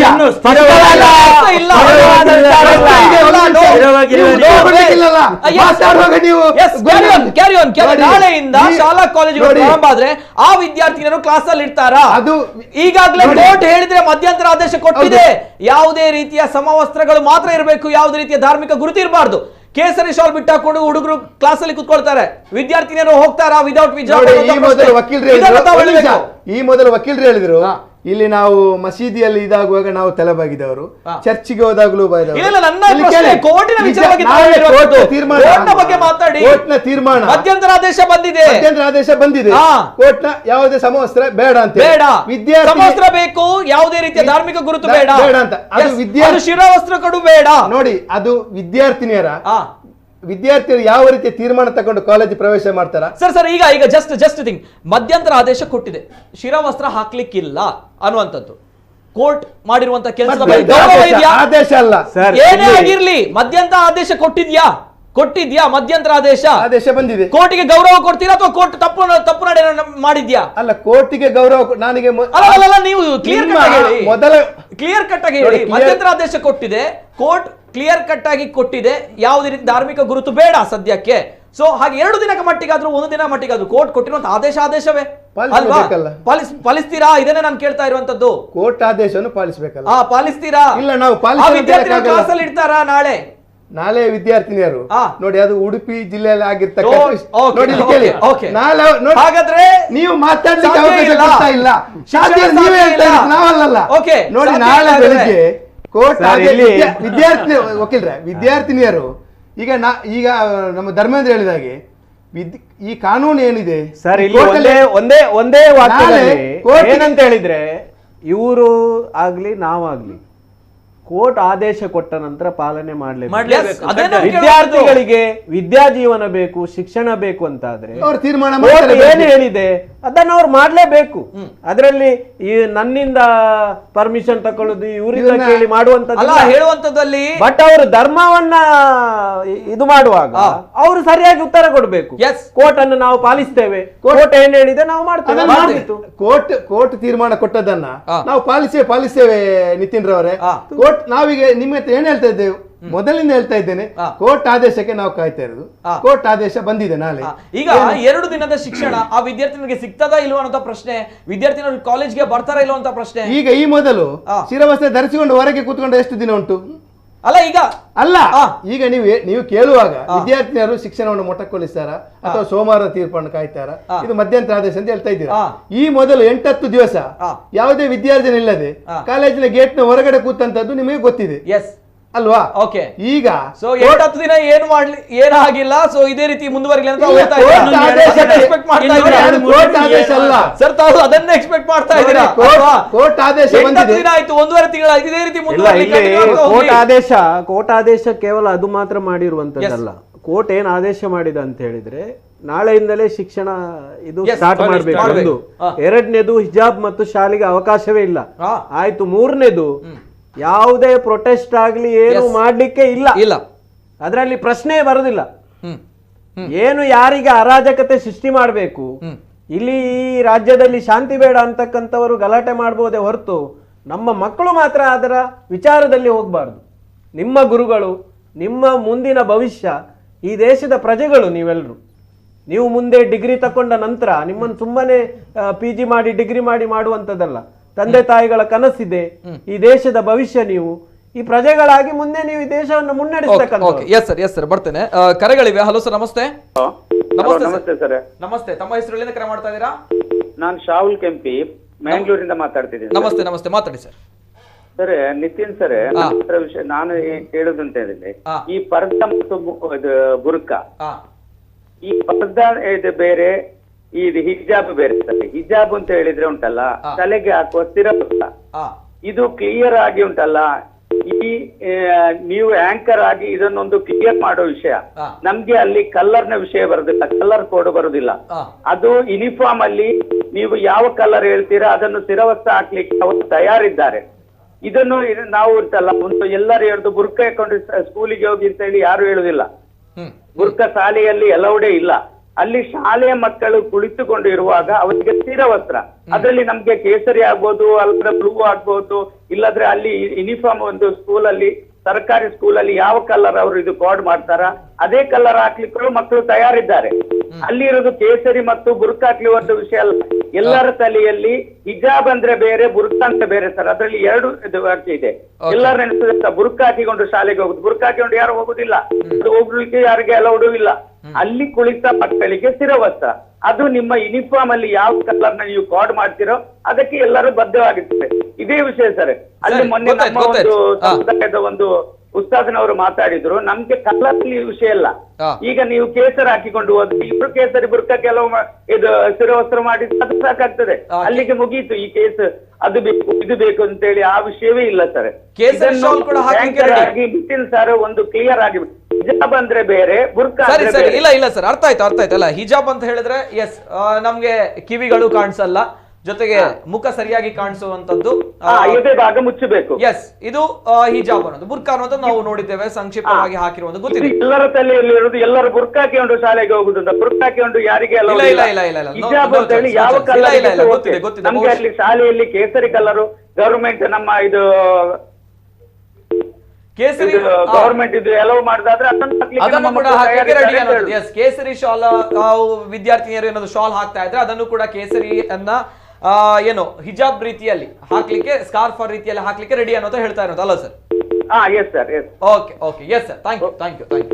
ಜೊತೆಗೆ ಸರ್, ಹಿದಾಯತ್ ಅವರು ಈ ಒಂದು ವಿಚಾರದಲ್ಲಿ ವಿದ್ಯಾರ್ಥಿನಿಯರ ಶಿಕ್ಷಣ, ದಿನಕರ್ ಶೆಟ್ಟಿ ಅವರ ಕಳವಳ ಇರುವಂತದ್ದು, ಇನ್ನು 1.5 ತಿಂಗಳುಗಳ ಕಾಲ ಅವರ ಶೈಕ್ಷಣಿಕ ವರ್ಷ ಇರುವಂತದ್ದು ಎಂಡ್ ಆಗುತ್ತೆ, ಇನ್ನು ಮುಂದಕ್ಕೆ ಅವರ ಭವಿಷ್ಯ ಆತಂಕದಲ್ಲಿರುತ್ತೆ ಈ ರೀತಿ ಆದ್ರೆ ಅನ್ನುವಂಥದ್ದು ಅಲ್ವಾ?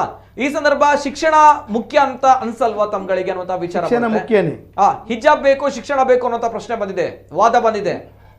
ಶಿಕ್ಷಣ ಜೊತೆಗೆ ಹಿಜಾಬ್ ಬೇಕೇ ಅಲ್ಲ ನಿತಿನ್ ರವರೇ? ಶಿಕ್ಷಣ ಜೊತೆ ಹಿಜಾಬ್ ಬೇಕು, ಜೊತೆ ಹಿಜಾಬು. ಈಗ ಹಿಜಾಬಿನ ಪ್ರಶ್ನೆ ಇದು ಈಗ ಉಡುಪಿ ಜಿಲ್ಲೆಯಲ್ಲಿ ಈಗ ಹಿಜಾಬ್ ಹಾಕದೇ ಇರ್ತಕ್ಕಂಥ ಕಾಲೇಜ್ ಯಾವುದಿಲ್ಲ, ಎಲ್ಲ ಕಡೆ ಹಿಜಾಬ್ ಹಾಕೊಂಡು ಹೋಗುವಂತ. ದಿನಕರ್ ಶೆಟ್ಟಿ ಅವರು ಹೇಳ್ತಾ ಇದ್ರು, ಅವರು ಕೂಡ ವಿದ್ಯಾರ್ಥಿ ಸಂಘದ ರಾಜ್ಯ ಸಲಹೆಗಾರರು, ಅನೇಕ ವಿದ್ಯಾರ್ಥಿಗಳನ್ನ ಹತ್ರದಿಂದ ನೋಡಿದವರು, ವಿದ್ಯಾರ್ಥಿ ಸಂಘ ಯೂನಿಯನ್ ಇದೆ ಅವ್ರ ಜೊತೆ, ಅವ್ರಿಗೆ ಗೊತ್ತಿದೆ, ಬಹುಶಃ ಸುಳ್ಳು ಹೇಳಲ್ಲ ಅಲ್ವಾ? ಅಲ್ಲ, ನಾವು ಹೌದು, ನಾವು ಸಮಾಜದಲ್ಲಿ ಇರ್ತಕ್ಕಂಥವ್ರು ಈಗ ಹಿಜಾಬ್ ಹಾಕೊಂಡು ಬರ್ತಾ ಇದ್ದಾರೆ ವಿದ್ಯಾರ್ಥಿಗಳು. ಅದೇ ಕ್ಲಾಸ್ ರೂಮ್ ಅಲ್ಲಿ ಬಂದಾಗ ಹಿಜಾಬ್ ಅನ್ನ ತೆಗೆದು ಕೂತ್ಕೊಳ್ಳುವಂಥದ್ದು, ಎಲ್ಲರ ಜೊತೆ ಸಮವಸ್ತ್ರದಲ್ಲಿ ಸಮಾನತೆ ಅನ್ನುವಂತ ರೀತಿಯಲ್ಲಿ ಕೂತ್ಕೊಳ್ಳುವಂತ ನೋಡಿ. ಇಲ್ಲ, ಅದು ವಾಸ್ತವ ಏನಾಯ್ತು ಅಂತ ಹೇಳಿದ್ರೆ ಉಡುಪಿಯಲ್ಲಿ ಇದು ಆಗ್ಲಿಕ್ಕೆ ಈ ಮೂಲ ಕಾರಣ ಅಂತ ಹೇಳಿದ್ರೆ, ಈ ಪ್ರಕರಣ ಆಗುವ ಮೊದಲು ಒಂದು ಪ್ರೊಟೆಸ್ಟ್ ಆಗ್ತದೆ, ವಿದ್ಯಾರ್ಥಿಗಳು ಒಂದು ಬೇಡಿಕೆಗೋಸ್ಕರ. ಅದರಲ್ಲಿ ಉಡುಪಿಯಲ್ಲಿ ಹೌದು, ಅದರಲ್ಲಿ ವಿದ್ಯಾರ್ಥಿನಿಯರೊಂದು 30-40 ವಿದ್ಯಾರ್ಥಿನಿಯರು, ಮುಸ್ಲಿಂ ವಿದ್ಯಾರ್ಥಿನಿಯರು ಕೂಡ ಇದ್ರು. ಅದು ಫೋಟೋ ಎಲ್ಲ ಪೇಪರ್ ಅಲ್ಲಿ ಬರ್ತದೆ. ಅವರು ಮಾಡಿರುವಂತದ್ದು ಸ್ಟೂಡೆಂಟ್ ಕಾಸಿಗೋಸ್ಕರ, ಒಂದು ಬೇಡಿಕೆಗೋಸ್ಕರ ಮಾಡಿರುವಂತದ್ದು. ಅದರ ನಂತರ ಈ ಯಾರು ಕಾಫ್ ಹಾಕಿ ಆ ಪ್ರತಿಭಟನೆಯಲ್ಲಿದ್ರು ಅವರನ್ನ ಒಂದು ಸಂಘಟನೆಯವರು ಕರೆದು, ನೀವು ಯಾಕೆ ಆ ಹಿಂದೂ ಸಂಘಟನೆಯವರ ಜೊತೆ ಹೋಗಿ, ಸ್ಟೂಡೆಂಟ್ ವಿಂಗಿನ ಜೊತೆ ಹೋಗಿ ನೀವು ಇದು ಮಾಡ್ತೀರಿ, ನಿಮ್ಗೆ ನಿಮ್ಮದೇ ಆದಂತ ಇಲ್ವಾ ಅಂತ ಹೇಳಿ, ಅದರ ನಂತರ ಅವರ ಮನವೊಲಿಸಿ ಅವರನ್ನ ಇನ್ನೊಂದು ಮುಸ್ಲಿಂ ವಿದ್ಯಾರ್ಥಿ ಸಂಘಟನೆಗೆ ಸೇರಿಸಿ ಅದನ್ನು ಫೋಟೋ ತೆಗೆದು ಇದು ಮಾಡಿ ಹಾಕಿದ್ರು. ಅದಾದ 10 ದಿವಸದಲ್ಲಿ ಈ ಅಲ್ಲಿ ತನಕ ಈ ಹುಡುಗಿಯರು ಕೂಡ ಕ್ಲಾಸ್ ರೂಮ್, ನಮ್ಗೆ ಇದು ವಾಸ್ತವ ಗೊತ್ತಿರುವಂತ ಎಲ್ಲ ಸ್ಟೂಡೆಂಟಿಗೆ ನೋಡಿ, ಎಲ್ಲರೂ ಕ್ಲಾಸ್ ರೂಮ್ ಆಗುವಾಗ ತೆಗೆದ್ರು, ಬ್ಯಾಗ್ ಅಲ್ಲಿ ಇಟ್ರು, ಕೂತ್ರು. ಅವ್ರು ಹೇಳಿದ್ರು ಬುರ್ಕಾ ಹಾಕಿ ಯಾರು ಬರುದಿಲ್ಲ, ಬುರ್ಕಾ ಬೇರೆ ಹಿಜಾಬ್ ಇದು ಬೇರೆ ಅಂತ. ಸರಿ, ಅವರು ತಪ್ಪು ತಿಳ್ಕೊಂಡಿದ್ದಾರೆ. ನಾವು ಬುರ್ಕಾದ ಬಗ್ಗೆ ಎಲ್ಲಿ ಕೂಡ ಮಾತಾಡ್ಲಿಲ್ಲ. ಪ್ರತಿಯೊಬ್ರು ಕೂಡ ಬುರ್ಕಾ ಹಿಜಾಬ್ ಅಲ್ಲೇ ಕಾಲೇಜಿಗೆ ಬರುದು, ಯಾರು ಬೇಡ ಹೇಳಿಲ್ಲ, ಎಲ್ರು ಅಲ್ಲೇ ಬರುದು. ಅದರ ನಂತರ ಅವರು ಪ್ರತಿಯೊಂದು ಕಾಲೇಜಲ್ಲಿ ಆಗ್ತಕ್ಕಂಥ ವಾಸ್ತವ ನೋಡಿ. ಮುಸ್ಲಿಂ ಹೆಣ್ಣು ಮಕ್ಕಳ ಇದು ಇರುವಾಗ ಕೇಕ್ ಕಟ್ ಮಾಡುವಂತದ್ದು, ಅವರ ಮನೆ ಏನಾದ್ರೂ ಪ್ರೋಗ್ರಾಮ್ ಇದ್ರೆ ಹೋಗುವಂತದ್ದು, ಪ್ರತಿಯೊಂದು ಹೋಟೆಲ್ ನಲ್ಲಿ ಒಟ್ಟಿಗೆ ಕೂತು ತಿನ್ನುವಂತದ್ದು, ಒಂದು ಟಿಫಿನ್ ನಲ್ಲಿ ಒಂದು ಕ್ಲಾಸ್ ನಲ್ಲಿ 3-4 ಅದರಲ್ಲಿ ಮುಸ್ಲಿಂ ಹಿಂದೂ, ಇದು ವಾಸ್ತವ. ಇದು ದಕ್ಷಿಣ ಕನ್ನಡದ ವಾಸ್ತವ. ಅಷ್ಟು ಪ್ರೀತಿಯಲ್ಲಿ ನಮ್ಮ ಮಕ್ಕಳಿದ್ದಾರೆ. ಬಟ್ ಈಗಲೂ ಇದ್ದಾರೆ ನೋಡಿ, ನಾವು ಇಲ್ಲ ಅಂತ ಹೇಳುದಲ್ಲ, ಈಗಲೂ ಮಾಡ್ಬೇಕು. ಒಂದು ವಾಸ್ತವ ಹೇಳುವಾಗಲೂ ಕೂಡ ಈಗಲೂ ಇದ್ದ, ಅದೇ ಹೇಳುದು ನಾನುದು, ಅದನ್ನ ಹಾಳು ಮಾಡುವವರಿದ್ದಾರೆ, ಅದಕ್ಕೆ ನೀವು ಸಪೋರ್ಟ್ ಮಾಡಬೇಡಿ ಅಂತ ನಮ್ಮ ಕಾಳಜಿ ಅದು ಇರುವಂತ. ಈಗ ನಾವೇ ನಾಳು ಹೇಳಿದ್ರ, ನೀವು ಷಡ್ಯಂತ್ರ ಮಾಡಿದಿರಿ, ನಿಮ್ಗೆ ಒಂದು ಪೊಲಿಟಿಕಲ್ ಪಾರ್ಟಿ ಉಂಟು, ಅದು ಬೆಳಿಬೇಕಂತ ನೀವು ಮಾಡಿ, ನಾವೇನ್ ಹೇಳಿದ್ವಾ? ಇಲ್ಲ, ಇಲ್ಲಿ ವಾಸ್ತವ ಸತ್ಯ ಅಂತ ಹೇಳಿದ್ರೆ, ಒಂದು ವಿಂಗಿಗೆ ಈ ದೇಶದಲ್ಲಿ ರಾಜಕೀಯವಾಗಿ ಬೆಳಿಬೇಕು. ಅದಕ್ಕೋಸ್ಕರ ನಾವು ಏನ್ ಬೇಕಾದ್ರೂ ಮಾಡ್ತೇವಂತಕ್ಕಂಥ ಅಜೆಂಡಾದಲ್ಲಿ ಈ ಅಜೆಂಡಾ ಇದು ವಾಸ್ತವ. ಇದು ಯಾರಿಗೂ ಕೂಡ ಇದರ ಬಗ್ಗೆ ಎಷ್ಟು ಗಂಟೆ ಚರ್ಚೆ ಮಾಡಿದ್ರು ಇದರಲ್ಲಿ ಏನಿಲ್ಲ, ಇದು ಘಂಟಾಘೋಷವಾಗಿ ಹೇಳ್ಬೋದು. ಇವತ್ತೊಂದು ಮುಸ್ಲಿಂ ಹೆಣ್ಣು ಮಗಳ ಇಡೀ ವಿಶ್ವಕ್ಕೆ ಗೊತ್ತಾಗಿದೆ, ಅವಳೇ ಹೇಳಿದಾಳೆ ಈ ರೀತಿ ಮಾಡ್ತಾ ಇದ್ದಾರೆ, ಇದು ಸರಿಯಲ್ಲ, ಇದು ಮುಂದೆ ಭಾರತಕ್ಕೆ ಮಾರಕ ಅಂತ. ಇವತ್ತು ತುಂಬಾ ಮುಸ್ಲಿಂ ಗುರುಗಳು ಹೇಳಿದ್ರು, ಇದನ್ನು ದೊಡ್ಡ ವಿಚಾರ ಮಾಡೋದು ಬೇಡ, ಶಿಕ್ಷಣದ ವ್ಯವಸ್ಥೆ ಬೇಕು. ಈ ರೀತಿಯ ನಾವು ಲೀಡರ್ಸ್ಗಳೆಲ್ಲ ಈ ರೀತಿಯ ಒಪಿನಿಯನ್ ಕೊಟ್ರೆ ಇದು ಏನಿಲ್ಲ. ಈಗ ನಾಳೆಯಿಂದ ನಮ್ಮ ಮಕ್ಕಳು ಕೂತ್ರೆ ಕೋರ್ಟ್ ಏನ್ ಮಾಡ್ತದ ಕಾಯುವ. ಕೋರ್ಟ್ ಎಲ್ಲ ಯಾರ ಪರವಾಗಿ ಇಲ್ಲ, ಕೋರ್ಟು ನ್ಯಾಯಾಂಗ ಹೇಳ್ತಕ್ಕಂಥದ್ದು ಅದು ನ್ಯಾಯ ದೇಗುಲ, ಎಲ್ಲರ ಪರವಾಗಿ ಇರ್ತಕ್ಕಂಥದ್ದು. ಬರ್ತೀನಿ. ಇನ್ನೊಂದು ಕರೆ ಇದೆ. ಹಲೋ ಸರ್, ನಮಸ್ತೆ. ಸರ್ ನಮಸ್ತೆ. ನಮಸ್ತೆ ಮೇಡಮ್, ನಮಸ್ತೆ. ತಮ್ಮ ಹೆಸರು? ಸರ್, ನಂದು ಪ್ರಶ್ನೆ ಹಿದಾಯತ್ ಮರಿಪಳ್ಳ ಅವರಿಗೆ.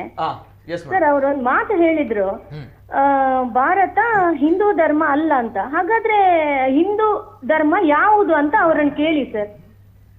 ಹಿಂದೂ ಭಾರತ ಅಂತ ಇರೋದು ಅದು ಮೂಲ ಬಂದಿರೋದೇ ಸನಾತನ ಧರ್ಮದಿಂದ, ಹೌದು ತಾನೆ? ಈಗ ಹಿಜಾಬ್ ವಿಷಯಕ್ಕೆ ಬರೋದಾದ್ರೆ, ನಾನು ಕೂಡ ಅದೇ ಶಾಲೆಯ ಸ್ಟೂಡೆಂಟ್. ನಾನು ಆ ಶಾಲೆಗೆ ಕಾಲೇಜಿಗೆ ಹೋಗ್ತಾ ಇರೋ ಟೈಮಲ್ಲಿ ಎಷ್ಟೋ ಜನ ನನ್ನ ಮುಸ್ಲಿಂ ಫ್ರೆಂಡ್ಸ್ ತುಂಬಾ ಜನನೇ ಇದ್ದಾರೆ. ಅವ್ರು ಏನ್ ಮಾಡ್ತಾರೆ ಅಂದ್ರೆ, ಗೇಟ್ ತನಕ ಕಾಲೇಜ್ ಕ್ಯಾಂಪಸ್ ತನಕ ಹಾಕೊಂಡ್ ಬರ್ತಾರೆ, ಆಮೇಲೆ ತೆಗೆದು ಬ್ಯಾಗ್ ಒಳಗೆ ಹಾಕ್ಬಿಟ್ಟು ಒಳಗೋಗಿ ಕೂತ್ಕೊಂಡಿದ್ದಾರೆ. ಎಷ್ಟೋ ವರ್ಷದಿಂದ ನಾನು ಅಲ್ಲಿ ಒಂದು 3-4 ವರ್ಷದಿಂದ ನಾನು ಅಲ್ಲಿ ಕಲ್ತಿದ್ದೇನೆ ಸರ್. ಆ ಟೈಮಲ್ಲಿ ಇದು ಹಿಂಗೆ ನಡೀತಾ ಬರ್ತಾ ಇತ್ತು. ಬಟ್ ಇವಾಗ ಆ 6 ಹೆಣ್ಮಕ್ಳು ನೋಡಿ, ನೀವು ಜಸ್ಟ್ ಒಂದು ಅಬ್ಸರ್ವ್ ಮಾಡಿ, ಆ 6 ಹೆಣ್ಣು ಮಕ್ಕಳು ಒಂದು ಅಷ್ಟು ದಿವಸ ಕ್ಲಾಸ್ ಬಂಕ್ ಮಾಡಿದ್ದಾರೆ. ಆವಾಗ ಅವರಿಗೆ ಓಕೆ, ಗುರುಗಳಂದ್ರೆ ನಾವು ಅವರಿಗೆ ಒಂದು ಅವರದೊಂದು ಸ್ಥಾನಮಾನ ಇದೆ. ಸೊ ಗುರುಗಳು ನಾವು ಅಷ್ಟು ರೆಸ್ಪೆಕ್ಟ್ ಕೊಡ್ಬೇಕು. ಗುರುಗಳು ಈ ತರ ಕರೆದು ಅವರಿಗೆ ಹೇಳಿದ್ದಾರೆ, ನಾಳೆಯಿಂದ ಹಾಕೊಂಡ್ ಬರ್ಬೇಡಿ ಅಂತ ಹೇಳಿದ್ದಾರೆ. ನಮ್ದು ರೂಲ್ಸ್ ಇಲ್ಲ, ಈ ತರ ರೂಲ್ಸ್ ಇದೆ ಅಂತ ಹೇಳಿದ್ದಾರೆ. ಬಟ್ ಅದನ್ನ ಅವ್ರು ಪಾಲಿಸ್ಬೇಕಿತ್ತು. ಪೋಷಕರು ಅದಕ್ಕೆ ಓಕೆ ನಿಮ್ಗೆ ವಿದ್ಯೆ ಮೇನ್ ಆಗಿದ್ರೆ ಅದನ್ನ 100% ಅವರು ಪಾಲಿಸ್ತಾರೆ ಸರ್. ಆ ವಿದ್ಯೆ ಅವರಿಗೆ ಮೇನ್ ಅಲ್ಲ. ಓಕೆ, ಆ 6 ಹೆಣ್ಮಕ್ಳು ಇವಾಗ ನೋಡಿ ಎಲ್ಲಿ ತನಕ ಹೋಗಿದೆ ಅಂದ್ರೆ ಒಬ್ರು ಉಡುಪಿಯಿಂದ ಡೈರೆಕ್ಟ್ ಆಗಿ ಹೈಕೋರ್ಟ್ ಮೆಟ್ಲು ಏರಿದೆ ಅದು. ಹಾಗಾದ್ರೆ ಹೈಕೋರ್ಟ್ ಮೆಟ್ಲು ಏರಿದ್ದು ಅವರ ಪೇರೆಂಟ್ಸ್ ಇಂದ. ಇವಾಗ ಅವ್ರು ಏನ್ ಹೇಳ್ತಾರೆ ಅಂದ್ರೆ ನಾಳೆ ಅವರು ಇವಾಗ ಕೋರ್ಟ್ ಮಧ್ಯಂತರ ಆದೇಶ ಬಂದ ನಂತರ ಅವರು ಶಾಲೆಗೆ ಹೋಗ್ತಾರೆ ಇಲ್ವಾ ಅಂತ ಹೇಳಿದ್ರೆ ಅವರು ಇದೇ ಅವರಿಗೆ ಗೊತ್ತಿಲ್ಲ. ಅಂದ್ರೆ ಅದ್ರ ಬಗ್ಗೆ ಅವರು ಇದು ಕ್ಲಾರಿಫಿಕೇಶನ್ ಕೊಡ್ತಾ ಇಲ್ಲ. ಯಾಕೆ ಕೊಡ್ತಾ ಇಲ್ಲ? ಕೊಡ್ಬೇಕು ತಾನೆ. ಯಾಕಂದ್ರೆ ಮುಸ್ಲಿಂ ಸಮುದಾಯದ ಹೆಣ್ಮಕ್ಳು ಅವರು. ಸೊ ಓಕೆ, ಇವಾಗ ಕೋರ್ಟ್ ಏನು ಆದೇಶ ಬಂದಿದೆ ಅದಕ್ಕೆ ನಾವೆಲ್ಲರೂ ತಲೆಗೆ ಬಾಗ್ಬೇಕು. ಅದು ಹಿಂದೂ ಆಗ್ಲಿ, ಮುಸ್ಲಿಂ ಆಗ್ಲಿ, ಕ್ರಿಶ್ಚಿಯನ್ಸ್ ಆಗ್ಲಿ, ಯಾರೇ ಆಗ್ಲಿ. ಇಂಡಿಯಾ ಎನ್ನುವುದು ಅದು ಒಂದು ಸಮುದಾಯಕ್ಕೆ ಸೇರಿದ ಕಂಟ್ರಿ ಅಲ್ಲ. ಎಲ್ಲಾ ಜಾತಿ ಧರ್ಮದವರು ಅದ್ರಲ್ಲಿ ಇರ್ತಾರೆ. ಎಲ್ಲರಿಗೂ ಅವರದವ್ರದ ರೆಸ್ಪೆಕ್ಟ್ ಇದೆ ಸರ್. ಇವರು ಹಿಜಾಬ್ ಬಗ್ಗೆ ಅಷ್ಟೊಂದು ಮಾತಾಡ್ತಾರಲ್ವಾ. ಸೊ ಇವಾಗ ಬೇರೆ ಇವಾಗ ಫೇಸ್ಬುಕ್ ಅಲ್ಲಿ ಅದ್ರಲ್ಲಿ ಇದ್ರಲ್ಲಿ ಎಷ್ಟೋ ಜನ ಫ್ರೆಂಡ್ಸ್ ಇದ್ದಾರೆ ಸರ್ ನಂದು. ಬೇಕಾದ್ರೆ ನಾನು ನಿಮ್ಗೆ ಅದ್ರ ಡೀಟೇಲ್ಸ್ ಕಳಿಸ್ತೇನೆ. ಹೆಂಗೆಲ್ಲ ಫೋಟೋ ತೆಗಿತಾರೆ. ಅವರಿಗೆ ಅದೊಂದು ಆಪ್ಷನ್ ಅಷ್ಟೇ. ಹಾಕಿದ್ರು ಹಾಕ್ಬಹುದು, ಹಾಕದಿದ್ರು ನಡೆಯುತ್ತೆ. ಸೊ ಹಂಗಿರುವಾಗ ಯಾಕೆ ಸರ್ ಅದನ್ನ ಎಜುಕೇಶನ್ ಮೇಲೆ ತರ್ತಾರೆ? ನಡೆಯುತ್ತೆ. ಹಾಕದಿದ್ರೆ ಅದು ಧರ್ಮದಲ್ಲಿ ಹಾಕ್ಲೇಬೇಕು. ಹಾಕದಿದ್ರೆ ಹೊರಗೆ ಕಾಲಿಡಂಗೆ ಇಲ್ಲ. ಅದು ಮುಂಚಿನ ನಡ್ಕೊಂಡು ಬಂದ ಇದಾಗಿದ್ರೆ ಒಂದು ಲೆಕ್ಕ ಬೇರೆ ಸರ್. ಬಟ್ ಹಂಗಲ್ಲ. ಅದೇ ವಿದ್ಯಾರ್ಥಿನಿ ಹೇಳ್ತಾಳೆ ಉಡುಪಿಯಲ್ಲಿ, ಇಲ್ಲ ಅದು ಕೆಲವರು ಹಾಕಲ್ಲ. ಯಾಕೆ ಹಾಕಲ್ಲ? ನೀವೇ ಮಾತ್ರ ಯಾಕೆ ಹಾಕ್ಬೇಕಂತ ಕೇಳಿದ್ರೆ ಅವಳು ಏನ್ ಹೇಳ್ತಾಳೆ ಅಂದ್ರೆ, ಇಲ್ಲ ಪರವಾಗಿಲ್ಲ, ಅವ್ರು ಅಂದ್ರೆ ಅದು ಅವ್ರ ಇಷ್ಟ, ನಮ್ಗೆ ಬೇಕು, ನಮ್ಗೆ ಸಂವಿಧಾನದ ಮೂಲಭೂತ ಹಕ್ಕು ಬೇಕು ಅಂತ ಅವಳು ಹಂಗ ಹೇಳ್ತಾಳೆ. ಅದು ಯಾವ ಧರ್ಮ ಸರ್ ಇವರದು? ಓಕೆ, ಹಿಜಾಬ್ ಇವರು ಮೊದಲು ಹಿಜಾಬ್ ಕಂಪಲ್ಸರಿ, ಅದು ಸಣ್ಣದಿಂದ ಅದು ಕಂಪಲ್ಸರಿ ಇತ್ತು ಅಂತ ಹೇಳಿದ್ರೆ ಓಕೆ, ಇಟ್ಸ್ ನೋ ಪ್ರಾಬ್ಲಮ್, ಮಾಡ್ಕೋಬಹುದು. ಬಟ್ ಹಂಗಿಲ್ಲ, ಹಾಕಿದ್ರು ಹಾಕ್ಬೋದು, ಹಾಕದಿದ್ರು ಇರ್ಬೋದು. ಅವರ ಜೊತೆಯಿಂದ ತುಂಬಾ ಜನರ ಎಜುಕೇಶನ್ ಹಾಳಾಗ್ತಾ ಇದೆ. ಓಕೆ ಮೇಡಮ್, ತಾವು ಅದೇ ಕಾಲೇಜ್ ನಲ್ಲಿ ಕಲಿತಾ ಇರುವಂತಹ ವಿದ್ಯಾರ್ಥಿನಿಯಾ? ಅಲ್ಲ ಸರ್, ನಾನು ಕಲ್ತಾಗಿದೆ, ಮ್ಯಾರಿಡ್ ಇವಾಗ. ಓಕೆ ಓಕೆ, ತಾವು ಮ್ಯಾರಿಡ್, ಅದೇ ಕಾಲೇಜಲ್ಲಿ ತಾವು ಕಲ್ತಿದ್ದವರು ಅಲ್ವಾ? ಹೌದು. ಓಕೆ ಓಕೆ, ಹಾಗಾದ್ರೆ ಇದು ವಾಸ್ತವ. ಇದು ಕಾಲೇಜಲ್ಲಿ ನಡೀತಕ್ಕಂತ ನಿಜವಾದ ವಾಸ್ತವ. ಓಕೆ, ಆ ವಿದ್ಯಾರ್ಥಿಗಳನ್ನ ಹಾಜರಾತಿ ನೀಡದೆ ಹೊರಗೆ ನಿಲ್ಲಿಸಲಾಗ್ತಾ ಇತ್ತು, ಅವರಿಗೆ ತಾರತಮ್ಯ ಮಾಡಲಾಗಿತ್ತು ಅನ್ನುವಂತಹ ವಿಚಾರಗಳು ಇವತ್ತು ಪ್ರಸ್ತಾಪ ಆಗುತ್ತೆ ಹೈಕೋರ್ಟ್ ನಲ್ಲಿ. ಈ ರೀತಿಯ ಘಟನೆಗಳು ತಮ್ಗೆ ಗೊತ್ತಿದ್ಯಾ? ಅದೇ ಕಾಲೇಜಲ್ಲಿ ಕಲ್ತಿರುವಂತಹ ವಿದ್ಯಾರ್ಥಿನಿ ತಾವು? ಹೌದು ಹೌದು ಸರ್, ಆಗ್ತಾ ಇದೆ. ಬಟ್ ನೋಡಿ, ಮುಂಚೆ ಇಲ್ಲದ್ದು ಇವಾಗ 2002 ಅಲ್ಲಿ. ನನ್ನ ಪ್ರಕಾರ ಬಹುಶಃ ಅದು ಕೂಡ ತಾರತಮ್ಯ ಎಸಗುವಂತ ತಪ್ಪಲ್ವಾ? ಯಾವುದು?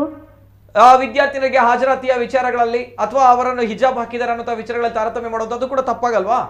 ಸರ್, ಅಲ್ಲಿ ತಾರತಮ್ಯದ ವಿಷಯ ಬರುದಿಲ್ಲ ಸರ್. ಇವಾಗ ಹಿಜಾಬ್ ಅಲ್ಲಿ ಅವ್ರು ಕೇಳ್ತಾ ಇದ್ದಾರೆ ಹಿಜಾಬ್ ಹಾಕಿದ್ರೆ ಏನ್ ತೊಂದ್ರೆ ಅಂತ. ಬಟ್ ನೋಡಿ ಸರ್, ಇವಾಗ ಎಲ್ಲ ಅಲ್ಲಿ ಸಮ ವಸ್ತ್ರ ಅಂದ್ರೆ ಎಲ್ರಿಗೂ ಸಮಾನವಾಗಿ ಇರ್ಬೇಕಂತ ಮಾಡಿರೋದು, ಅದೊಂದು ರೂಲ್ಸ್. ಹೌದು ತಾನೆ? ಹಿಜಾಬ್ ಹಾಕಿದ್ರೆ ಏನ್ ತೊಂದ್ರೆ? ತುಂಬಾ ತೊಂದ್ರೆ ಬರ್ಬೋದು ಸರ್. ನಾಳೆ ಎಕ್ಸಾಮ್ ಹಾಲಿಗೂ ಹಿಜಾಬ್ ಹಾಕೊಂಡ್ ಬರ್ತಾರೆ. ಒಳಗಡೆ ಇವಾಗ ಬ್ಲೂಟೂತ್ ಅದು ಇದು ಅಂತ ಏನಾದಿರುತ್ತೆ, ಹೆಂಗೂ ಬೇಕಾದ್ರೆ ಎಕ್ಸಾಮ್ ಬರಿಬಹುದು ಸರ್. ಪ್ರತಿಯೊಬ್ಬರನ್ನು ಪರ್ಟಿಕ್ಯುಲರ್ ಒಂದು ಸ್ಟೂಡೆಂಟ್ ಅನ್ನು ಕರೆದು ಬಿಟ್ಟು ನೀವು ಹಿಜಾಬ್ ತೆಗೀರಿ, ನಿಮ್ಮ ಅದ್ರಲ್ಲಿ ಏನುಂಟು ನೋಡುವ, ಹಂಗೆ ಅಂತ ಮಾಡಕ್ಕಾಗುತ್ತೆ ಸರ್? ಇನ್ನು ಅದು ದೊಡ್ಡ ಇಶ್ಯೂ ಆಗುತ್ತೆ. ಹುಡುಗಿಯರ ಮೇಲೆ ಕೈ ಹಾಕಿದ್ರೆ ಏನ್ ಹೇಳ್ತಾಳೆ ಅಂದ್ರೆ, ಅಲ್ಲಿ 3 ಜನ ಲೆಕ್ಚರರ್ ಇದ್ದಾರೆ ಅಂತ ಹೇಳ್ತಾ ಇದ್ದಾಳೆ. ಗುರುಗಳಂದ್ರೆ ಏನ್ ಸರ್? ಗುರುಗಳಂದ್ರೆ ಏನು? ನಾವು ಗುರುಗಳನ್ನು ಯಾವ ದೃಷ್ಟಿಯಲ್ಲಿ ನೋಡ್ಬೇಕು ಅದೇ ದೃಷ್ಟಿಯಲ್ಲಿ ನೋಡ್ಬೇಕು. ಹಾಗಾದ್ರೆ ನಾವು ನೋಡುವ ದೃಷ್ಟಿಕೋನ ಸರಿ ಇಲ್ಲ ಅಲ್ಲಿ. ಏನು ನಾವು ನೋಡುವ ದೃಷ್ಟಿಕೋನ ಸರಿ ಇಲ್ಲ ಅಷ್ಟೇ. ಹಿಜಾಬು ನನಗನ್ನಿಸುವ ಮಟ್ಟಿಗೆ ಇವಾಗ ಕೋರ್ಟ್ ಏನು ಆದೇಶ ಕೊಟ್ಟಿದೆ ಅದು ಕರೆಕ್ಟ್ ಆಗಿ ಕೊಟ್ಟಿದೆ. ಈ ಆದೇಶನೇ ನೆಕ್ಸ್ಟ್ ಸೋಮವಾರ ದಿವಸನು ನಾನು ವೇಟ್ ಮಾಡ್ತಾ ಇದ್ದೇನೆ. ಅದೇ ಆದೇಶನು ಬರ್ಬೇಕು ಸರ್. ಯಾಕಂದ್ರೆ ಎಲ್ರು ಸಮಾನರು. ಶಿಕ್ಷಣ ಸಂಸ್ಥೆಯಲ್ಲಿ ಯಾವುದೇ ಕಾರಣಕ್ಕೂ ಅಲ್ಲಿ ಜಾತಿ ಧರ್ಮ ಅಲ್ಲಿದ್ದು ನಮ್ದು ಧಾರ್ಮಿಕ, ಇವಾಗ ನಾವು ಬಂದಲ್ಲಿ ಪೂಜೆ ಮಾಡ್ಲಿಕ್ಕಾಗತ್ತಾ? ಇನ್ನೊಂದು ವಿಷಯ, ಮೇನ್ ವಿಷಯ ಸರ್, ಶಾರದಾ ಪೂಜೆ, ಗಣಪತಿ ಪೂಜೆ ಅದು ಇವಾಗ್ನಿಂದ ನಡ್ಕೊಂಡು ಬಂದದಲ್ಲ. ಗುರುಕುಲ ಶಿಕ್ಷಣ ಇರುವಾಗ್ನಿಂದ ಕೂಡ ಅದು ನಡ್ಕೊಂಡು ಬಂದಿರೋದು. ಅದನ್ನು ನಿಲ್ಲಿಸ್ಲಿಕ್ಕೆ ಯಾರು ಸರ್ ಇವರು? ಯಾರಿದು? ಇವರ ಮದ್ರಸದಲ್ಲೆಲ್ಲ ಪೂಜೆ ಮಾಡ್ತಾರೆ. ಅದನ್ನು ಹೋಗಿ ಯಾರಾದ್ರೂ ನಾವು ನಿಲ್ಲಿಸ್ತೇವಾ? ಇಲ್ಲ ತಾನೆ. ಇವರದ್ದು ಬಾಂಗು ಅದು ಇದು ಕೇಳಿಸ್ತೇ, ಅದನ್ನು ಹೋಗಿ ನಾವು ನಿಲ್ಲಿಸ್ತೇವಾ? ಇಲ್ಲ ತಾನೆ.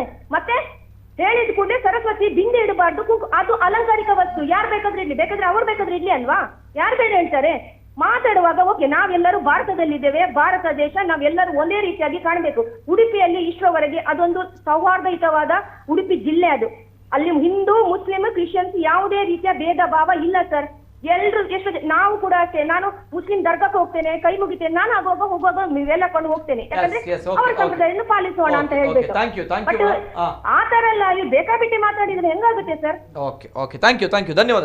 ಏನು ಅದ್ಭುತ ಇಲ್ಲ, ಅವರ ಕಾಲೇಜಲ್ಲಿ ಇಲ್ಲದವರು ಅವರು ಮ್ಯಾರಿಡ್ ಆಗಿ ಮನೇಲಿ ನನ್ನ ಒಂದು ತಿರುಗಿ ಉಲ್ಟಾ ಮಾತಾಡ್ತಾ ಇದ್ದಾರೆ ಇವರು. ಇವರಿಗೆ ಮಾತಾಡುದು ಸರಿ ಇದ್ರೆ ಅವರು ಮಾತಾಡಬೇಕು ಶಿರವಸ್ತ್ರದ ಬಗ್ಗೆ, ಬಾಂಗ್ ಬಗ್ಗೆ, ಮದ್ರಸಾ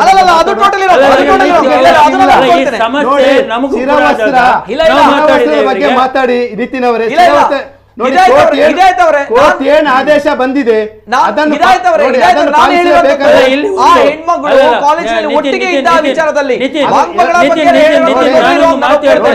ಇವರು ಕೋರ್ಟ್ ಆದೇಶ ಹೇಳ್ತಾರಲ್ಲ, ಸುಪ್ರೀಂ ಕೋರ್ಟ್ ಆದೇಶ ಮಾಡಿದೆ ಇದು ಮೈಕದ ಇದು ಕಡಿಮೆ ಮಾಡಕ್ಕೆ. ಇವ್ರು ಮಾಡಿದಾರ? ಇವರು ಆದೇಶ ಪಾಲನೆ ಮಾಡಿದಾರ? ಇವರು ನೋಡಿ, ಸುಪ್ರೀಂ ಕೋರ್ಟ್ ಆದೇಶದ ಪಾಲನೆ ಇವರು ಮಾಡಿದಾರ? ನಾವು ಹೇಳ್ತಾರೆ ನಾವು ಪಾಲಿಸ್ತೇವೆ ಇಲ್ಲಿ ಕೇಳೋದಲ್ಲ, ನಾವು ಕಾನೂನಾತ್ಮಕವಾಗಿ ಏನು ಪಾಲಿಸಬೇಕಂದ್ರೆ ಪಾಲಿಸ್ತಾ ಬಂದಿದ್ದೇವೆ. ಏನ್ ಪಾಲಿಸ್ಕೊಂಡು ಬಂದಿದ್ದೀರಾ ನೀವು? ಎಲ್ಲ ಪಾಲಿಸ್ತಾ ಬಂದಿದ್ದೇವೆ.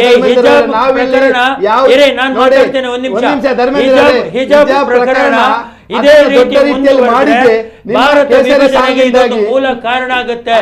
ಇನ್ನೊಂದು ವಿಭಜನೆ. ನಾವೀಗ ನೋಡಿ, ವಿದ್ಯಾರ್ಥಿ ಸಮುದಾಯವನ್ನು ಬಿಟ್ಟು ನಾನು ಮಾತಾಡುವುದಾದ್ರೆ ನಾವು ಇವರಿಗೆ ಒಂದು ಪ್ರಶ್ನೆ ಕೇಳುತ್ತೇನೆ, ಇವರು ಉತ್ತರ ಕೊಡ್ಲಿ ನೋಡುವ. ಇವರು ಬುರ್ಕಾ ಅದು ಇದು ಹೇಳ್ತಾರೆ. ಸ್ವಾಮಿ, ಇವತ್ತು ನಮ್ಮ ವಿದ್ಯಾರ್ಥಿನಿ, ಅದು ಕೂಡ ಅಪ್ರಾಪ್ತ ಪ್ರಾಯದ ಹುಡುಗಿಯನ್ನ ಮೊನ್ನೆಯ ಘಟನೆ ಒಂದು ಮನೆಯಲ್ಲಿ ಹಾಕಿ ಯಾರ ಒಂದು 10-20 ಜನರನ್ನು ತಂದು ಈ ರೀತಿ ಸೆಕ್ಸುವಲ್ ಇದು ಮಾಡಿದಾಗ ಯಾರಾದ್ರೂ ಒಬ್ರು ಮಾತಾಡಿದ್ರ? ನೀವು ಯಾರಾದ್ರೂ ಒಬ್ರು ಮಾತಾಡಿದ್ರ? ಏನ್ ಹೇಳ್ತೀರಿ ಉತ್ತರ ಇದಕ್ಕೆ? ಹೇಳ್ತೀರಾ ನೀವು? ಅಲ್ಲ, ಏನ್ ಸ್ವಾಮಿ, ಆ ಘಟನೆ ಇಡೀ ಲೋಕಕ್ಕೆ ಗೊತ್ತುಂಟು, ಇವರಿಗೆ ಇವ್ರಿಗೆ ಗೊತ್ತಿಲ್ಲ. ಅಲ್ಲ, ಇನ್ನೊಂದು ಬಂದಾಗ ಶಿರವಸ್ತ್ರ ಸಮಸ್ಯೆ, ಶಿರವಸ್ತ್ರದ ಬಿಡಿ ಸ್ವಾಮಿ, ಅಪ್ರಾಪ್ತ ಒಂದು ಹುಡುಗಿ, ಅದು ಕೂಡ ಇಲ್ಲಿಯ ಬಹುಶಃ ಸಮುದಾಯದ ಹೆಣ್ಮಗಳು ಅವಳು. ಬಹುಶಃ ಈ ಒಂದು ವಿಚಾರ ಗಮನಕ್ಕೆ ಬಂದಿದೆಯಾ ಸರ್ ಹಿದಾಯತ್ ಅವರೇ? ಯಾವ ವಿಚಾರ? ದಿನಕರ್ ಶೆಟ್ಟಿ ಅವರು ಹೇಳಿರುವಂತಹ ವಿಚಾರ. ಅಲ್ಲಿ ಎಲ್ಲಿಯ ವಿಚಾರ ಹೇಳ್ತಾ ಇದ್ರು? ಓಕೆ, ದಿನಕರ್ ಶೆಟ್ಟಿ ಅವರೇ, ಎಸ್ ವಕೀಲರಾಗಿ ಈ ಒಂದು ವಿಚಾರವನ್ನ ಹೇಳಿ. ನೋಡಿ, ಅತ್ತಾವರದಲ್ಲಿ ಏನಾಗಿದೆ ನಿಮ್ಗೆ ಎಲ್ರಿಗೂ ಗೊತ್ತಿದೆ. ಅತ್ತಾವರದ ಒಂದು ಫ್ಲಾಟ್ ಅಲ್ಲಿ ಸುಮ್ಮನೆ ಯಾಕೆ ಹೇಳ್ತೀರಾ? ಅವ್ರಿಗೆ ಗೊತ್ತಿದ್ದು ನಾಟಕ ಬರೋದಿಲ್ಲ, ಅದೆಲ್ಲ ನಿಮ್ಗೆ ಗೊತ್ತು, ನಾಟಕ ಎಲ್ಲ ನಿಮ್ಗೆ ಗೊತ್ತು. ನೀವು ನಾಟಕ ಮಾಸ್ಟರ್,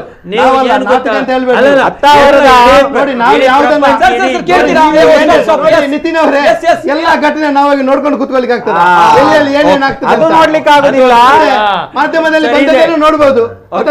ಒಬ್ಬ 16 ವರ್ಷದ ಹುಡುಗಿಯನ್ನ 5-10 ಜನ ಬಂದು ಸೆಕ್ಸುವಲ್ ಹರಾಸ್ಮೆಂಟ್ ಮಾಡಿ ಆವಾಗ ನೀವು ಮಾತಾಡ್ಬೇಕು. ಆವಾಗ ಮಾತಾಡಿದ್ರೆ ಮಾತ್ರ ಧರ್ಮ ಹೇಳುವಂತ.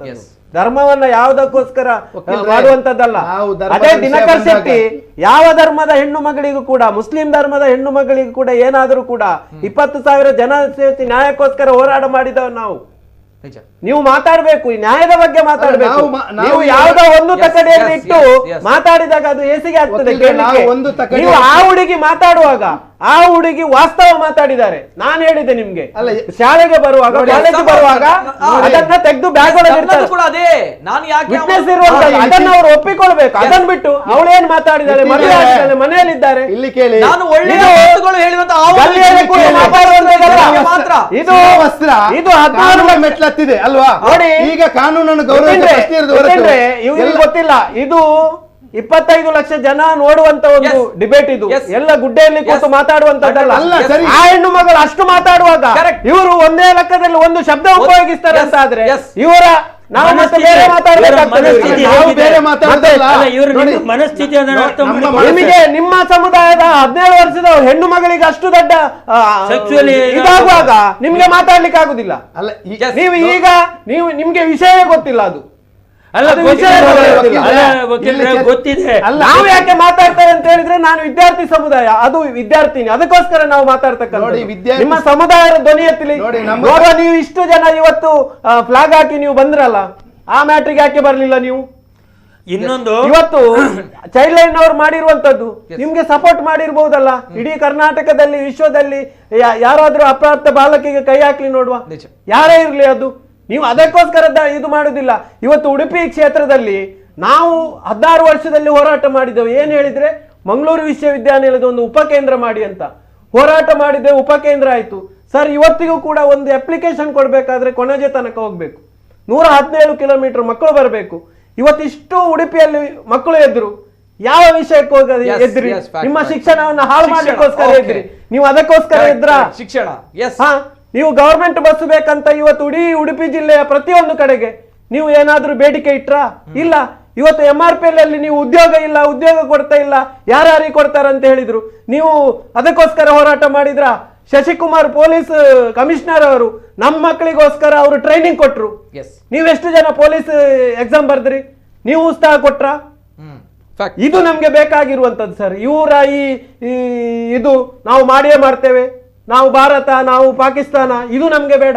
ನಮ್ಗೆ ಗೊತ್ತುಂಟು ನಾವು ಹಿದಾಯತ್ ಅವರೇ ನನ್ನ ಮಾತು ತಾವು ಕಂಪ್ಲೀಟ್ ಮಾಡ್ಲಿಕ್ಕೆ ಬಿಡಿಲ್ಲ. ನಾನು ಆ ಮಹಿಳೆ ಮಾತಾಡಿರುವಂತಹ ವಿಚಾರವನ್ನ, ಸಮೋಸದ ಬಗ್ಗೆ ಆ ಮಹಿಳೆ ಹೇಳಿರುವಂತದ್ದು ಒಳ್ಳೆಯ ಮಾತುಗಳು ಅಂತ ನಾನು ಹೇಳಿರುವಂತದ್ದು. ತದನಂತರ ತಾವು ನನಗೆ ಮಾತಾಡ್ಲಿಕ್ಕೆ ಅವಕಾಶನೇ ಕೊಡ್ಲಿಲ್ಲ. ತಾವು ಬಹುಶಃ ಅಲ್ಲಿ ಶಿರವಸ್ತ್ರ ಅನ್ನುವ ವಿಚಾರದ ಬಗ್ಗೆ ತಾವು ಸರ್, ವಾಚ್ಮ್ಯಾನ್ ಅವರ ಮಂಗಳೂರಿನಲ್ಲಿ ವಾಚ್ಮ್ಯಾನ್ ಆಗಿರ್ಲಿ, ರೋಡಲ್ಲಿ ಕೆಲಸ ಮಾಡೋರಿರ್ಲಿ, ಬೀದಿಯಲ್ಲಿ ಭಿಕ್ಷೆ ಬೇಡವರಾಗ್ಲಿ, ಇವರೆಲ್ಲ ಸಮವಸ್ತ್ರ ಬರುವಾಗ ಅದೇ ಒಂದು ಬೆಂಜಲ್ಲಿ ಬರುವ ವ್ಯಕ್ತಿ ಮಗು ಕೂಡ, ಆ ಮಗು ಕೂಡ ಒಂದೇ ಲೆಕ್ಕ ಕಾಣ್ತಾರೆ. ಇದು ನಾನು ಅದನ್ನೇ ಹೇಳಿಕ್ಕೆ ಬಂದೆ. ತದನಂತರ ತಾವು ಕೇಳಿದ್ರಿ ಶಿರವಸ್ತ್ರ ಯಾಕೆ ಏನ್ ಪ್ರಾಬ್ಲಮ್ ಅಂತ ಹೇಳಿದ್ರಿ. ಶಿರವಸ್ತ್ರ ಪ್ರಾಬ್ಲಮ್ ಅನ್ನ ನಾನು ಹೇಳ್ಬೇಕಾಗಿಲ್ಲ, ಯಾಕಂದ್ರೆ ನಾನು ಒಬ್ಬ ಹುಡುಗನಾಗಿ, ಆಕೆ ಮಹಿಳೆಯಾಗಿ, ವಿದ್ಯಾರ್ಥಿನಿಯಾಗಿ ಗೊತ್ತಿದೆ ಹೆಣ್ಮಗಳಾಗಿ ಏನ್ ಕತೆ ಅನ್ನುವಂಥದ್ದು ಹೇಳಿದ್ದಾರೆ. ಎಲ್ಲವೂ ಶಿರವಸ್ತ್ರ ಹಾಕಿದ್ರೆ ಯಾವ ರೀತಿ ಡಿಫ್ರೆನ್ಶಿಯೇಟ್ ಆಗುತ್ತೆ ಸಮವಸ್ತ್ರದ ನಡುವಿನಲ್ಲಿ ಅನ್ನುವಂಥದ್ದು, ಅದನ್ನ ನಾನು ಉತ್ತಮ ಮಾತುಗಳನ್ನು ಅಂತ ಹೇಳಿರುವಂಥದ್ದು ಅಲ್ವಾ. ನೋಡಿ, ಶಿರವಸ್ತ್ರ ಯಾಕೆ ಅಂತ ಹೇಳಿದಾಗ ಮಹಿಳೆ ಹೇಳಿದ್ಲು ನಮ್ಮ ಮಕ್ಕಳು ಎಷ್ಟು ಪ್ರೀತಿಯಲ್ಲಿದ್ದಾರೆ ಅಂತ ಹೇಳಿದ್ರೆ, ಸರ್ ಒಂದು ಇನ್ಸಿಡೆಂಟ್ ಹೇಳ್ತೇನೆ.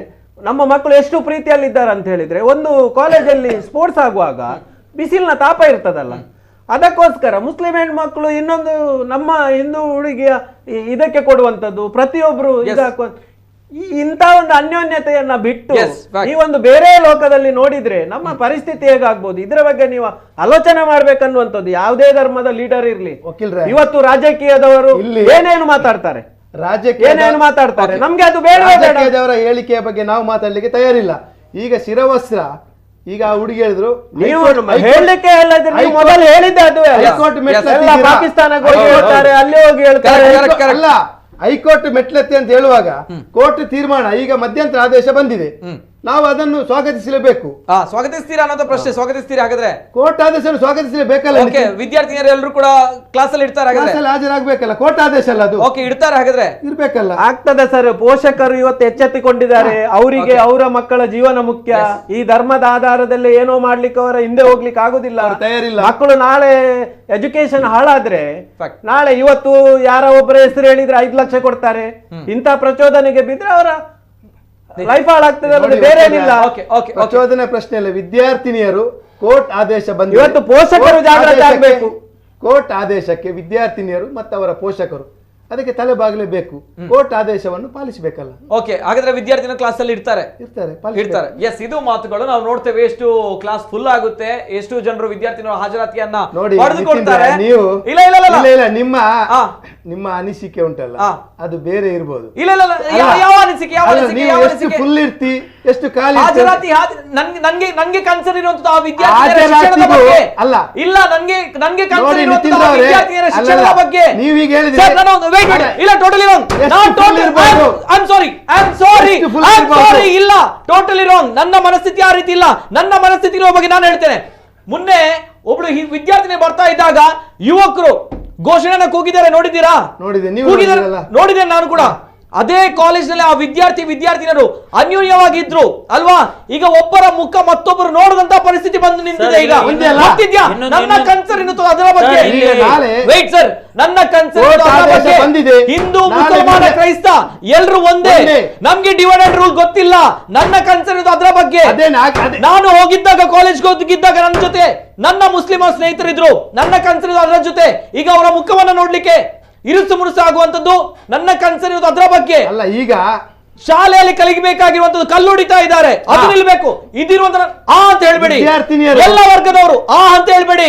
ಎಲ್ಲ ವರ್ಗದವರು ಆ ಕಡೆಯಿಂದ ಪ್ರಚೋದನೆ ಬಂದದಕ್ಕೆ ಈ ಕಡೆಯಿಂದ ಪ್ರತಿರೋಧ ಬಂದಿರುವಂತದ್ದು. ವಿದ್ಯಾರ್ಥಿ ಸಮೂಹವನ್ನ ತಾವುಗಳು ದಾರಿ ತಪ್ಪಿಸ್ತಾ ಇದ್ದೀರಾ. ನಾಳೆ ಕೋರ್ಟ್ ಆದೇಶ ಬಂದಿದೆ, ಅವರ ಪೋಷಕರು ಮತ್ತು ವಿದ್ಯಾರ್ಥಿನಿಯರು ಕೋರ್ಟ್ ಆದೇಶಕ್ಕೆ ತಲೆ ಬಾಗಲೇಬೇಕು. ನನ್ನ ಕನ್ಸರ್ನ್ ಅದರ ಬಗ್ಗೆ. ಅದೇ ನಾವು ಅದನ್ನ ಹೇಳ್ತಾ ಇರೋದು. ಕೋರ್ಟ್ ಆದೇಶ ಬಂದಿದೆ. ನೀವು ಯಾವ ರೀತಿ ನೋಡಿದ್ರೆ ಯಾವ ರೀತಿ ನೋಡಿದ್ರೆ ಗೊತ್ತಿಲ್ಲ. ನನ್ನನ್ನ ಸೋಕಾಲ್ಡ್ ಆಂಕರ್ ಗಳಿಗೆ ಹೋಲಿಕೆ ಮಾಡಬೇಡಿ. ನಾವು ಸೋಕಾಲ್ಡ್ ಆಂಕರ್ ಅಲ್ಲ. ಅಂತ ಮನಸ್ಥಿತಿ ಪರಿಸ್ಥಿತಿ ನನ್ನಲ್ಲಿ ಇಲ್ಲ. ನೀವೇನೆ ನಾಳೆ ಎಷ್ಟು ಬರ್ತಿದೆ ಎಷ್ಟು ಅದಲ್ಲ ಪ್ರಶ್ನೆ. ನನಗೆ ಕೋರ್ಟ್ ಆದೇಶ ಬಂದಿದೆ, ಕ್ರೈಸ್ತರು ನಾವು ಅದನ್ನ ಹೇಳುದು. ಈಗ ನಾವು ಹಿಂದೂ ಮುಸ್ಲಿಂ ಕ್ರೈಸ್ತರು ಒಂದೇ ಅಂತ ಹೇಳಿ ಹೇಳುದು. ನಾವು ಈ ಮೊದಲೇ ಹೇಳ್ತಾ ಇರೋದು ಅದೇನೆ, ಕೋರ್ಟ್ ಆದೇಶ ಬಂದ್ರೆ ಅದಕ್ಕೆ ತಲೆ ಬಾಗ್ಲೇಬೇಕು, ತಲೆ ಬಾಗ್ತಾರೆ. ಬಹುಶಃ ನಂಗೆ ಬಹಳ ಬೇಸರ ಇದೆ. ಒಬ್ಳು ಹೆಣ್ಮಗಳು ಹೋಗ್ತಾ ಇದ್ದಾಳೆ ಅಂತ ಬಂದಾಗ ಆ ಸಂದರ್ಭ, ಆ ಯುವಕರು ಹಾಕಿರುವಂತಹ ವರ್ತನೆ ಮಾಡಿರುವಂತವೇ ನನಗೆ ನಿಜವಾಗ್ಲೂ ಕೂಡ ಬೇಸರ ಇದೆ. ಇದು ನನಗೆ ಆ ಸಮಾಜದಲ್ಲಿ ಇನ್ನು ಮುಂದಕ್ಕೆ ಇದೇ ರೀತಿ ಹೋಗ್ತಾ ಇದ್ರೆ ಆತಂಕಕಾರಿಯಾಗಿರುವಂತ ಬೆಳವಣಿಗೆ ಆಗುತ್ತೆ. ನಾನು ಇದನ್ನ ಹೇಳ್ತೇನೆ. ನನ್ನ ಕನ್ಸರ್ನ್ ವೆರಿ ಸಿಂಪಲ್ ಸರ್. ನನ್ನ ಕನ್ಸರ್ನ್ ವೆರಿ ಸಿಂಪಲ್. ಯಾಕಂದ್ರೆ ನನಗೆ ತುಂಬಾ ಬೇಸರ ಆಗಿದೆ ಆ ಒಂದು ಘಟನೆಯಿಂದ. ಯಾಕಂದ್ರೆ ಹೇಳಿದ್ರೆ ನೋಡಿ, ಅಲ್ಲ ಯಾರು ಏನ್ ಬೇಕಾದ್ರೂ ಮಾಡ್ಕೊಳ್ಳಿ. ನನ್ನ ಒಂದು ಬೇಸರ ಇರುವಂತ ಏನಂತ ಹೇಳಿದ್ರೆ, ಆ ಒಂದು ಹೆಣ್ಮಗಳು ಬರ್ತಾಳೆ, ಆ ಸಂದರ್ಭ ಇವ್ರುಗಳು ಘೋಷಣೆಯನ್ನ ಕೂಗಿದ್ದಾರೆ. ಯಾವ ಘೋಷಣೆಯನ್ನ ಕೂಗಿದ್ದಾರೆ ಅಂತ ಬಂದ ತಮ್ಗೆ ಗೊತ್ತಿದೆ ಯಾವ ಘೋಷಣೆಯನ್ನು ಕೂಗಿದ್ದಾರೆ. ಆದ್ರೆ ಆ ಒಂದು ಹೆಸರು ಏನಿದೆ, ನಮ್ಮ ಒಂದು ಧರ್ಮದಲ್ಲಿ ಯಾವ ರೀತಿ ಇದೆ, ಮರ್ಯಾದಾ ಪುರುಷೋತ್ತಮ, ಹೆಣ್ಮಕ್ಳಿಗೆ ಗೌರವವನ್ನ ಯಾವ ರೀತಿ ಕೊಡಬೇಕು ಅನ್ನೋಂಥದ್ದು ಹೇಳಿಕೊಟ್ಟಂತಹ ಮರ್ಯಾದಾ ಪುರುಷೋತ್ತಮ, ಆ ಹೆಸರನ್ನ ಒಬ್ರು ಹೆಣ್ಮಗಳ ಎದುರಲ್ಲಿ ಪ್ರತಿಭಟಿಸಬೇಕು ಅನ್ನುವಂಥ ನಿಟ್ಟಿನಲ್ಲಿ ಹೇಳಿದ ರೀತಿ ಇದೆ ಅಲ್ವಾ, ನಂಗೆ ಬೇಸರ ತಂದಿದೆ. ಎಲ್ಲಿ ಕಾಲೇಜ್ ಅನ್ನುವಂಥ ವಿದ್ಯಾರ್ಥಿಗಳ ಮನಸ್ಥಿತಿ ನಾವೆಲ್ಲರೂ ಒಂದೇ ಅನ್ನುವಂಥದ್ದು ಇರಬೇಕು. ಎಲ್ಲಿ ನಾವು ಹಂಚಿ ತಿಂತಾ ಇದ್ವಿ, ಎಲ್ಲಿ ನಾವು ಒಟ್ಟೊಟ್ಟಿಗೆ ಇದ್ವಿ, ಅಲ್ಲಿಗೆ ಒಡೆದು ಹಾಕ್ತಾ ಇದ್ದೀರಾ, ಗೋಡೆಗಳನ್ನ ಸೃಷ್ಟಿಸ್ತಾ ಇದ್ದೀರಾ ತಾವುಗಳು. ನಿಮ್ಮ ಮುಖವನ್ನು ನೋಡಿದ್ರೆ ನಮ್ಗಾಗಲ್ಲ, ಅವರು ಬರ್ತಾ ಇದ್ದಾರೆ, ಎಸ್ ನಾವುಗಳು ಇದನ್ನ ಹಾರಿಸೋಣ, ಈ ಬಣ್ಣವನ್ನು ಹಾರಿಸೋಣ. Totally wrong. ನಾನು ಇದನ್ನ ಹೇಳ್ತೇನೆ. ಆ ಹೆಣ್ಮಕ್ಳು ಬರ್ತಾ ಇದ್ದಾರೆ ಅನ್ಕೊಂಡು ಅಲ್ಲ, ನಾನು ಹೇಳ್ತೇನೆ, ಬರ್ತಾ ಇದ್ದಾರೆ, ಈ ಹಿಂದಿನಲ್ಲೂ ಕೂಡ ಬರ್ತಾರೆ, ನಾವು ನೋಡಿದ್ದೇವೆ, ಇದನ್ನ ಹಾರಿಸ್ತಾ ಇದ್ದೀವಿ. ನೀವು ಆ ರೀತಿ, ನಾವು ಈ ರೀತಿ, ನೀವು ಆ ರೀತಿ, ನಾವು ಈ ರೀತಿ ಮಾಡ್ತೀವಿ.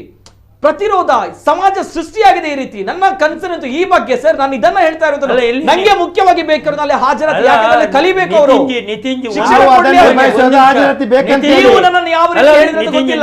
ಗಮನಿಸ್ಕೊಳ್ಳಿ, ನಾನು ಇದನ್ನ ಹೇಳ್ತಾ ಇರೋದು ಇದಾಯ್ತು. If I am not wrong. ಖುಷಿ ಆಯ್ತಾ ಅಲ್ಲ, ನಿಮಗೆ ಖುಷಿ ಆಯ್ತಾ ಆ ಒಂದು ಹೆಣ್ಮಗಳು ಬರ್ತಾ ಇದ್ದಾಗ, ಎಲ್ಲರೂ ಕೂಡ ಪ್ರತಿಭಟಿಸಿದಂತ ರೀತಿ ನೋಡಿದಾಗ, ನಮ್ಮ ಸಮಾಜವನ್ನು ನೋಡಿದಾಗ ಖುಷಿ ಆಯ್ತಾ ನಿಮ್ಗೆ? ನಾವು ಖುಷಿಯಾಗೋ ಪ್ರಶ್ನೆ ಬರೋದು ಕಲ್ಲು ಬಿಸಾಡಿದಾಗ ಖುಷಿ ಆಯ್ತಾ? ಜೊತೆ ವಿದ್ಯಾರ್ಥಿಗಳ ಅಂತ ಒಂದು ಭಾವನೆ ಬಂದಿದೆ ಅಂತ ಹೇಳುವಾಗಲೇ ನಾವು ಬಹಳ ಬೇಸರದಲ್ಲಿದ್ದೇವೆ. ನಿಮ್ಮ ಮುಂದೆ ಕೂತು ನಾವು ಮಾತಾಡುವಾಗ ಅಥವಾ ನಾವು ಕೋರ್ಟ್ ತೀರ್ಮಾನ ಒಳ್ಳೆಯದೇ ಬರಲಿ, ಈ ಮೊದಲು ಬಂದ ತೀರ್ಮಾನವನ್ನು ಸ್ವಾಗತಿಸುವವರು ನಾವು. ಈ ತೀರ್ಮಾನ ಪೋಷಕರಿಗೆ ಇದರ ಮುಖ್ಯ ಪಾಲು ಪೋಷಕರ ಕೈಯಲ್ಲಿ ಮತ್ತು ವಿದ್ಯಾರ್ಥಿನಿಯರಲ್ಲಿ. ನಾಳೆ ಈಗ ಕೋರ್ಟ್ ಆದೇಶ ಬಂದಿದೆ, ನಾಳೆ ವಿದ್ಯಾರ್ಥಿನಿ ಅವರ ತರಗತಿಗೆ ಹಾಜರಾಗಲೇಬೇಕು, ಹಾಜರಾಗುವಂತ ಪರಿಸ್ಥಿತಿ ಇದೆ. ನಿತಿನ್ಜಿ, ಒಂದು ಮಾತು ನಾನು ಕೇಳ್ತೇನೆ. ನೀವು ಹೇಳಿದಿರಿ ಆ ಹುಡುಗರಿಗೆ, ಆ ಹೆಣ್ಮಗಳು ಅಲ್ಲಾಹು ಅಕ್ಬರ್ ಅಂತ ಹೇಳಿದಾಗ ಇವರ ಮುಸ್ಲಿಂ ಸಂಘಟನೆ ಯಾರು ಜಮಾತ್ ಉಲೇಮಾ ಏನೋ ಒಂದು ಸಂಘಟನೆಯವರು 5 ಲಕ್ಷ ರೂಪಾಯಿ ಬಹುಮಾನವನ್ನು ಕೊಟ್ಟರು. ಅಲ್ಲಿ ವಿಷದ ಬೀಜವನ್ನು ಬಿತ್ತುವ ಪ್ರಯತ್ನ ಅಲ್ಲಿ ಆಗಿದೆ. ಇದಕ್ಕೆ ಏನು ಉತ್ತರವನ್ನು ಕೊಡಬೇಕು ಸಮಾಜ? ಇವತ್ತು ನಾಳೆ ಇನ್ನೊಂದು ಹೆಣ್ಮಗಳು ಇಷ್ಟೇ, ನಮ್ಮ ಕನ್ಸರ್ನ್ ಇರುವಂತದ್ದು ಇಷ್ಟೇ. ನಾಳೆ ಮತ್ತೊಬ್ರು ಹೆಣ್ಮಗಳು ಇದೇ ರೀತಿಯ ವಿಚಾರವನ್ನು ನೋಡ್ತಾರೆ, ಮತ್ತೆ ಕಂದಕ ಸೃಷ್ಟಿ ಆಗುತ್ತೆ, ಮತ್ತೆ ಹೇಗೆ ಜೋಡಿಸ್ಕೊಂಡು ಬದುಕ್ತಾರೆ. ಮತ್ತೆ ಹೇಗೆ ನನ್ನ ಶಿಕ್ಷಣ ಹಾಜರಾತಿ ಯಾಕೆ ಹೇಳಿದೆ ಅಂದ್ರೆ, ನನ್ನ ಮನಸ್ಥಿತಿ ಆ ಶಿಕ್ಷಣ ವ್ಯವಸ್ಥೆ ಸರಿಯಾಗಿರ್ಬೇಕು. ಈ ಹಿಂದೆ ಯಾವ ರೀತಿ ಇತ್ತು ಅದೇ ರೀತಿ ಹೋಗ್ಬೇಕು. ಆದ್ರೆ ಈ ರೀತಿ ಹೋಗ್ತಾ ಹೋದ್ರೆ ಮುಂದೆ ಯಾವ ರೀತಿ ಹೋಗುತ್ತೆ ನನ್ನ ಮನಸ್ಥಿತಿ. ಆದ್ರೆ ತಾವುಗಳು ಹೇಳ್ತಾ ಇದ್ರೆ ಗೊತ್ತಿಲ್ಲ ನನ್ಗೆ ಯಾವ ರೀತಿ ತಾವುಗಳು ತೆಗೆದುಕೊಳ್ತಾ ಇದ್ದಾರೆ ಅನ್ನುವಂಥದ್ದು. ಬಹುಶಃ ಟೋಟಲ್ ಆಗಿ ಇದು ಸಮಾಜಕ್ಕೆ ಕೋರ್ಟ್ ಆದೇಶ ಏನು ಬಂದಿದೆ, ಆದೇಶವನ್ನ ನಾವು ತಲೆಬಾಗ್ಲೇಬೇಕು. ಇಲ್ಲಿ ಸಂವಿಧಾನಾತ್ಮಕ ಬದುಕುವಾಗ ಸಂವಿಧಾನದ ಅಡಿಯಲ್ಲಿ ನಾವು ಬದುಕ್ತಾ ಇದ್ದೇವೆ. ಸಂವಿಧಾನದ ರೀತಿಯಲ್ಲಿ ಕೋರ್ಟ್ ಆದೇಶ ಬಂದಾಗ ನಾವು ಅದಕ್ಕೆ ತಲೆಬಾಗ್ತೇವೆ. ಓಕೆ, ಇನ್ನೊಂದು ಕರೆ ಇದೆ. ಹಲೋ ಸರ್, ನಮಸ್ತೆ. ಹಲೋ, ನಮಸ್ತೆ ಸರ್, ತಮ್ಮ ಹೆಸರು ಎಲ್ಲಿಂದ ಕರೆ ಮಾಡ್ತಾ ಇದ್ದೀರಾ? ಇಸ್ಮಾಯಿಲ್ ಅವರು ಎಲ್ಲಿಂದ ಸರ್? ಸರ್, ಮೊದಲನೇದಾಗಿ ಹೇಳ್ತೇನೆ, ಈಗ ಈ ಯೂನಿಫಾರ್ಮ್ ಏನಿದೆ ಅಲ್ಲ, ಈಗ ಫಸ್ಟ್ ಆಫ್ ಆಲ್ ನಾವು ತಿಳ್ಕೊಳ್ಬೇಕು, ಎಜುಕೇಶನ್ಗೋಸ್ಕರ ಯೂನಿಫಾರ್ಮ್ ಆಗಿದೆ ಅಂದ್ರೆ ವಿದ್ಯೆಗೋಸ್ಕರ ಯೂನಿಫಾರ್ಮಿಗೋಸ್ಕರ ವಿದ್ಯೆ ಅಲ್ಲ ಮೊದಲನೇದು. ಇದು ಕ್ಲಿಯರ್ ಇರಬೇಕು. ಒಂದು ನೋಡಿ, ಒಂದು ಹೆಣ್ಣು ಮಕ್ಕಳು ಶಾಲೆಗೆ ಬರುವಾಗ ಶಿರವಸ್ತ್ರ ಧರಿಸಿ ಬಂದೆ, ಅದವರು ಬುರ್ಕಾಕಿ ಬಂದದಲ್ಲ. ತಲೆಗೆ ಹಾಕುವ ಒಂದು ಶಾಲ್ ಏನಿದೆ, ಅವರು ಎದೆಗೆ ಹಾಕುವ ಶಾಲ್ ಅನ್ನು ತಲೆಗೆ ಹಾಕಿ ಬರ್ತದ್ದು. ಅದು ಬಾಕಿದ ವಿದ್ಯಾರ್ಥಿಗಳಿಗೆ ಏನು ಸಮಸ್ಯೆ ಆಗಿದೆ. ಇಲ್ಲಿ ನೋಡಿ, ಅಲ್ಲಿನ ಯಾವ ವಿದ್ಯಾರ್ಥಿಗಳು ಕೂಡ ಅಲ್ಲಿ ವಿರೋಧಿಸ್ಲಿಲ್ಲ. ಶಿರವಸ್ತ್ರ ಹಾಕುದನ್ನು ಅಲ್ಲಿನ ವಿದ್ಯಾರ್ಥಿಗಳು ಯಾರು ವಿರೋಧಿಸ್ಲಿಲ್ಲ. ಯಾವಾಗ ಇದು ರಾಜಕೀಯಕ್ಕೆ ಹೋಯ್ತು ಆಗ ಇದು ಸಮಸ್ಯೆ ಆದದ್ದು. ನೋಡಿ, ಅಲ್ಲಿ ಹೈಕೋರ್ಟಿಗೆ ಹೋದ ನಂತರ ಒಂದು ರಘುಪತಿ ಭಟ್ ಅವರು ಒಂದು ಮಾತು ಹೇಳಿದ್ರು, ಇದನ್ನು ನಾವು ಕೇಸರಿ ಶಾಲು ತಂದು ನಾವು ಕೂಡ ಇದೇ ರೀತಿ ಇದು ಮಾಡ್ತೇವೆ, ಇಶ್ಯೂ ಮಾಡ್ತೇವೆ. ಆಗ ಇದು ಇಡೀ ಕರ್ನಾಟಕಕ್ಕೆ ಸ್ಪ್ರೆಡ್ ಆಯ್ತು. ಈಗ ನೋಡಿ, ಹಿಜಾಬ್ ಹಾಕಿ ಇದಿದ್ದಲ್ಲ, ಖಾಲಿ ಉಡುಪಿ ಕಾಲೇಜಲ್ಲಿ ಮಾತ್ರ ಇದ್ದದ್ದು. ಅದನ್ನು ನಂತರ ಕುಂದಾಪುರಕ್ಕೆ ಮತ್ತೆ ಇಡೀ ರಾಜ್ಯಕ್ಕೆ ಪಸರಿಸಲಾಯಿತು. ಮತ್ತೊಂದು ಏನ್ ಹೇಳುದಂತ ಹೇಳಿದ್ರೆ, ಈಗ ಅಲ್ಲಿ ಒಬ್ಬರು ಮಾತು ಹೇಳಿದ್ರು, ಈಗ ಸರಸ್ವತಿ ಪೂಜೆ, ಆದಿ ಪೂಜೆ, ಗಣೇಶನ ಪೂಜೆ ಇದೆಲ್ಲ ನಡೆಯುತ್ತದೆ, ಇದು ನಮ್ಮ ಮೂಲ ಸಂಸ್ಕೃತಿ, ಈ ಸಂಸ್ಕೃತಿ ಅಂತ. ನಾನ್ ಕಲ್ತಿರುವ ಪ್ರಕಾರ ಹಿಂದೂ ಧರ್ಮದ ಸಂಸ್ಕೃತಿ ಏನಂತ ಹೇಳಿದ್ರೆ, ಹಿಂದೂಗಳು ಬೇರೆಯವರ ಧರ್ಮದವನ್ನು ಗೌರವಿಸ್ತಾರೆ ಅಂತ. ಈಗ ಇದು ನಾನು ಕಾಲೇಜಲ್ಲಿ ಶಾಲೆಯಲ್ಲಿರುವಾಗ ಸಹ ನಾವು ನೋಡಿದ್ದೇವೆ. ಅದೇ ರೀತಿ ನಾನು ಕಾಲೇಜಲ್ಲಿ ಕಲಿತಿರುವಾಗ ಇನ್ನು ಮುಸ್ಲಿಂ ಹೆಣ್ಣು ಮಕ್ಕಳು ಅಲ್ಲಿ ಶಿರೋವಸ್ತ್ರ ಹಾಕಿ ಬರುವವರಿದ್ರು, ಹಾಕದೇ ಇರುವುದು ನೋಡಿ, ಅದು ಅವರ ವೈಯಕ್ತಿಕ. ಅವರು ಕೆಲವರು ನಂಬ್ತಾರೆ, ಕೆಲವರು ಅದರಲ್ಲಿ ಜಾಸ್ತಿ ಬಿಲೀವ್ ಮಾಡ್ತಾರೆ, ಕೆಲವರು ಕಮ್ಮಿ ಬಿಲೀವ್ ಮಾಡ್ತಾರೆ. ಅವರ ನಂಬಿಕೆ ಇರ್ತದೆ, ಅದು ಅವರಿಗೂ ಅವರ ಧರ್ಮದ ಕನೆಕ್ಷನ್ಗೆ ಬಿಟ್ಟದ್ದು. ಇಲ್ಲಿ ಯಾವುದೇ ಕಾಲೇಜಿಗೆ ಬರುವಾಗ ಹಿಜಾಬ್ ಹಾಕಿ ಬೇರೆ ಹುಡುಗರಿಗೆ ಸಮಸ್ಯೆ ಆಗುದಾ ಅಂತದಾದ್ರೆ ಇದಾಗ್ತದೆ. ಈಗ ಹೇಳಿದ್ರು ಸಮಾನ ಇದು ಇರ್ಬೇಕಂತೆ. ಈಗ ನೀವು ಸಿಕ್ ಸ್ಟೂಡೆಂಟ್ ನೋಡಿ,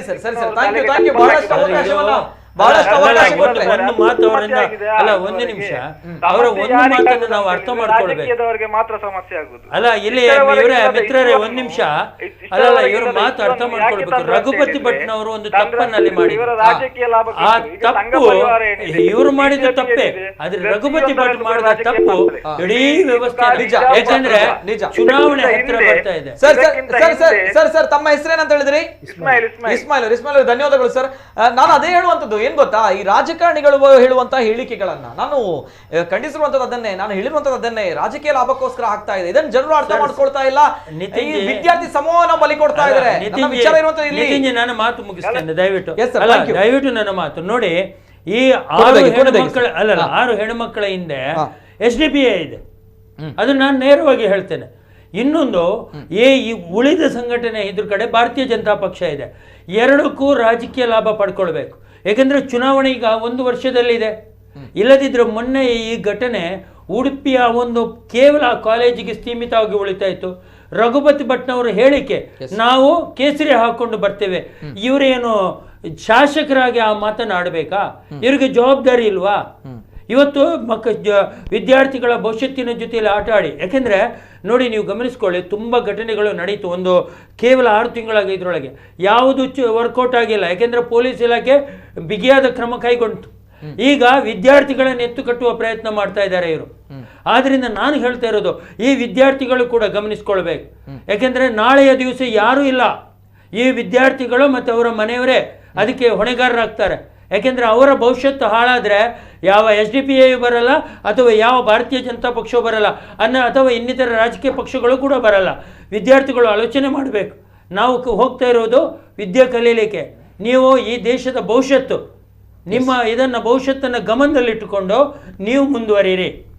ಯಾರ ಪ್ರಬೋಧನೆಗೂ ಕೂಡ ಒಳಗಾಗಬೇಡಿ ಅಂತ ನಾನು ಈ ಮೂಲಕ ಹೇಳಿಕೊಡ್ತೇನೆ. ಯಾಕೆಂದರೆ ಭಾರತೀಯ ಜನತಾ ಪಕ್ಷ, ನಾನು ಕೇಳ್ತಾ ಇರೋದು, ಇವರು ಆಡಳಿತದಲ್ಲಿ ಇರುವವರಲ್ಲ, ಇವರಿಗೆ ಏನಾಗುತ್ತೆ ಎಂಬುದು ಇಂಟೆಲಿಜೆನ್ಸ್ ರಿಪೋರ್ಟ್ ಇದೆಯಲ್ಲ. ಹಾಗಾದರೆ ಇಡೀ ರಾಜ್ಯಕ್ಕೆ ಪ್ರಸರಿಸುವಂಥ ಇವರ ಆಡಳಿತ ಆಗದಿದ್ರೆ ಇವರ ಆಡಳಿತ ವೈಫಲ್ಯ ಅಂತೀರಲ್ವಾ ನೀವು? ಇದನ್ನು ಹೇಳಬೇಕಾ ಬೇಡವಾ? ಹಾಗಾದರೆ ನಾನು ಕೇಳ್ತಾ ಇದ್ದೇನೆ, ಈ ಶಾಸಕರಿಗೆ ಏನು ಶಿಕ್ಷೆ ಕೊಡ್ತೀರಾ?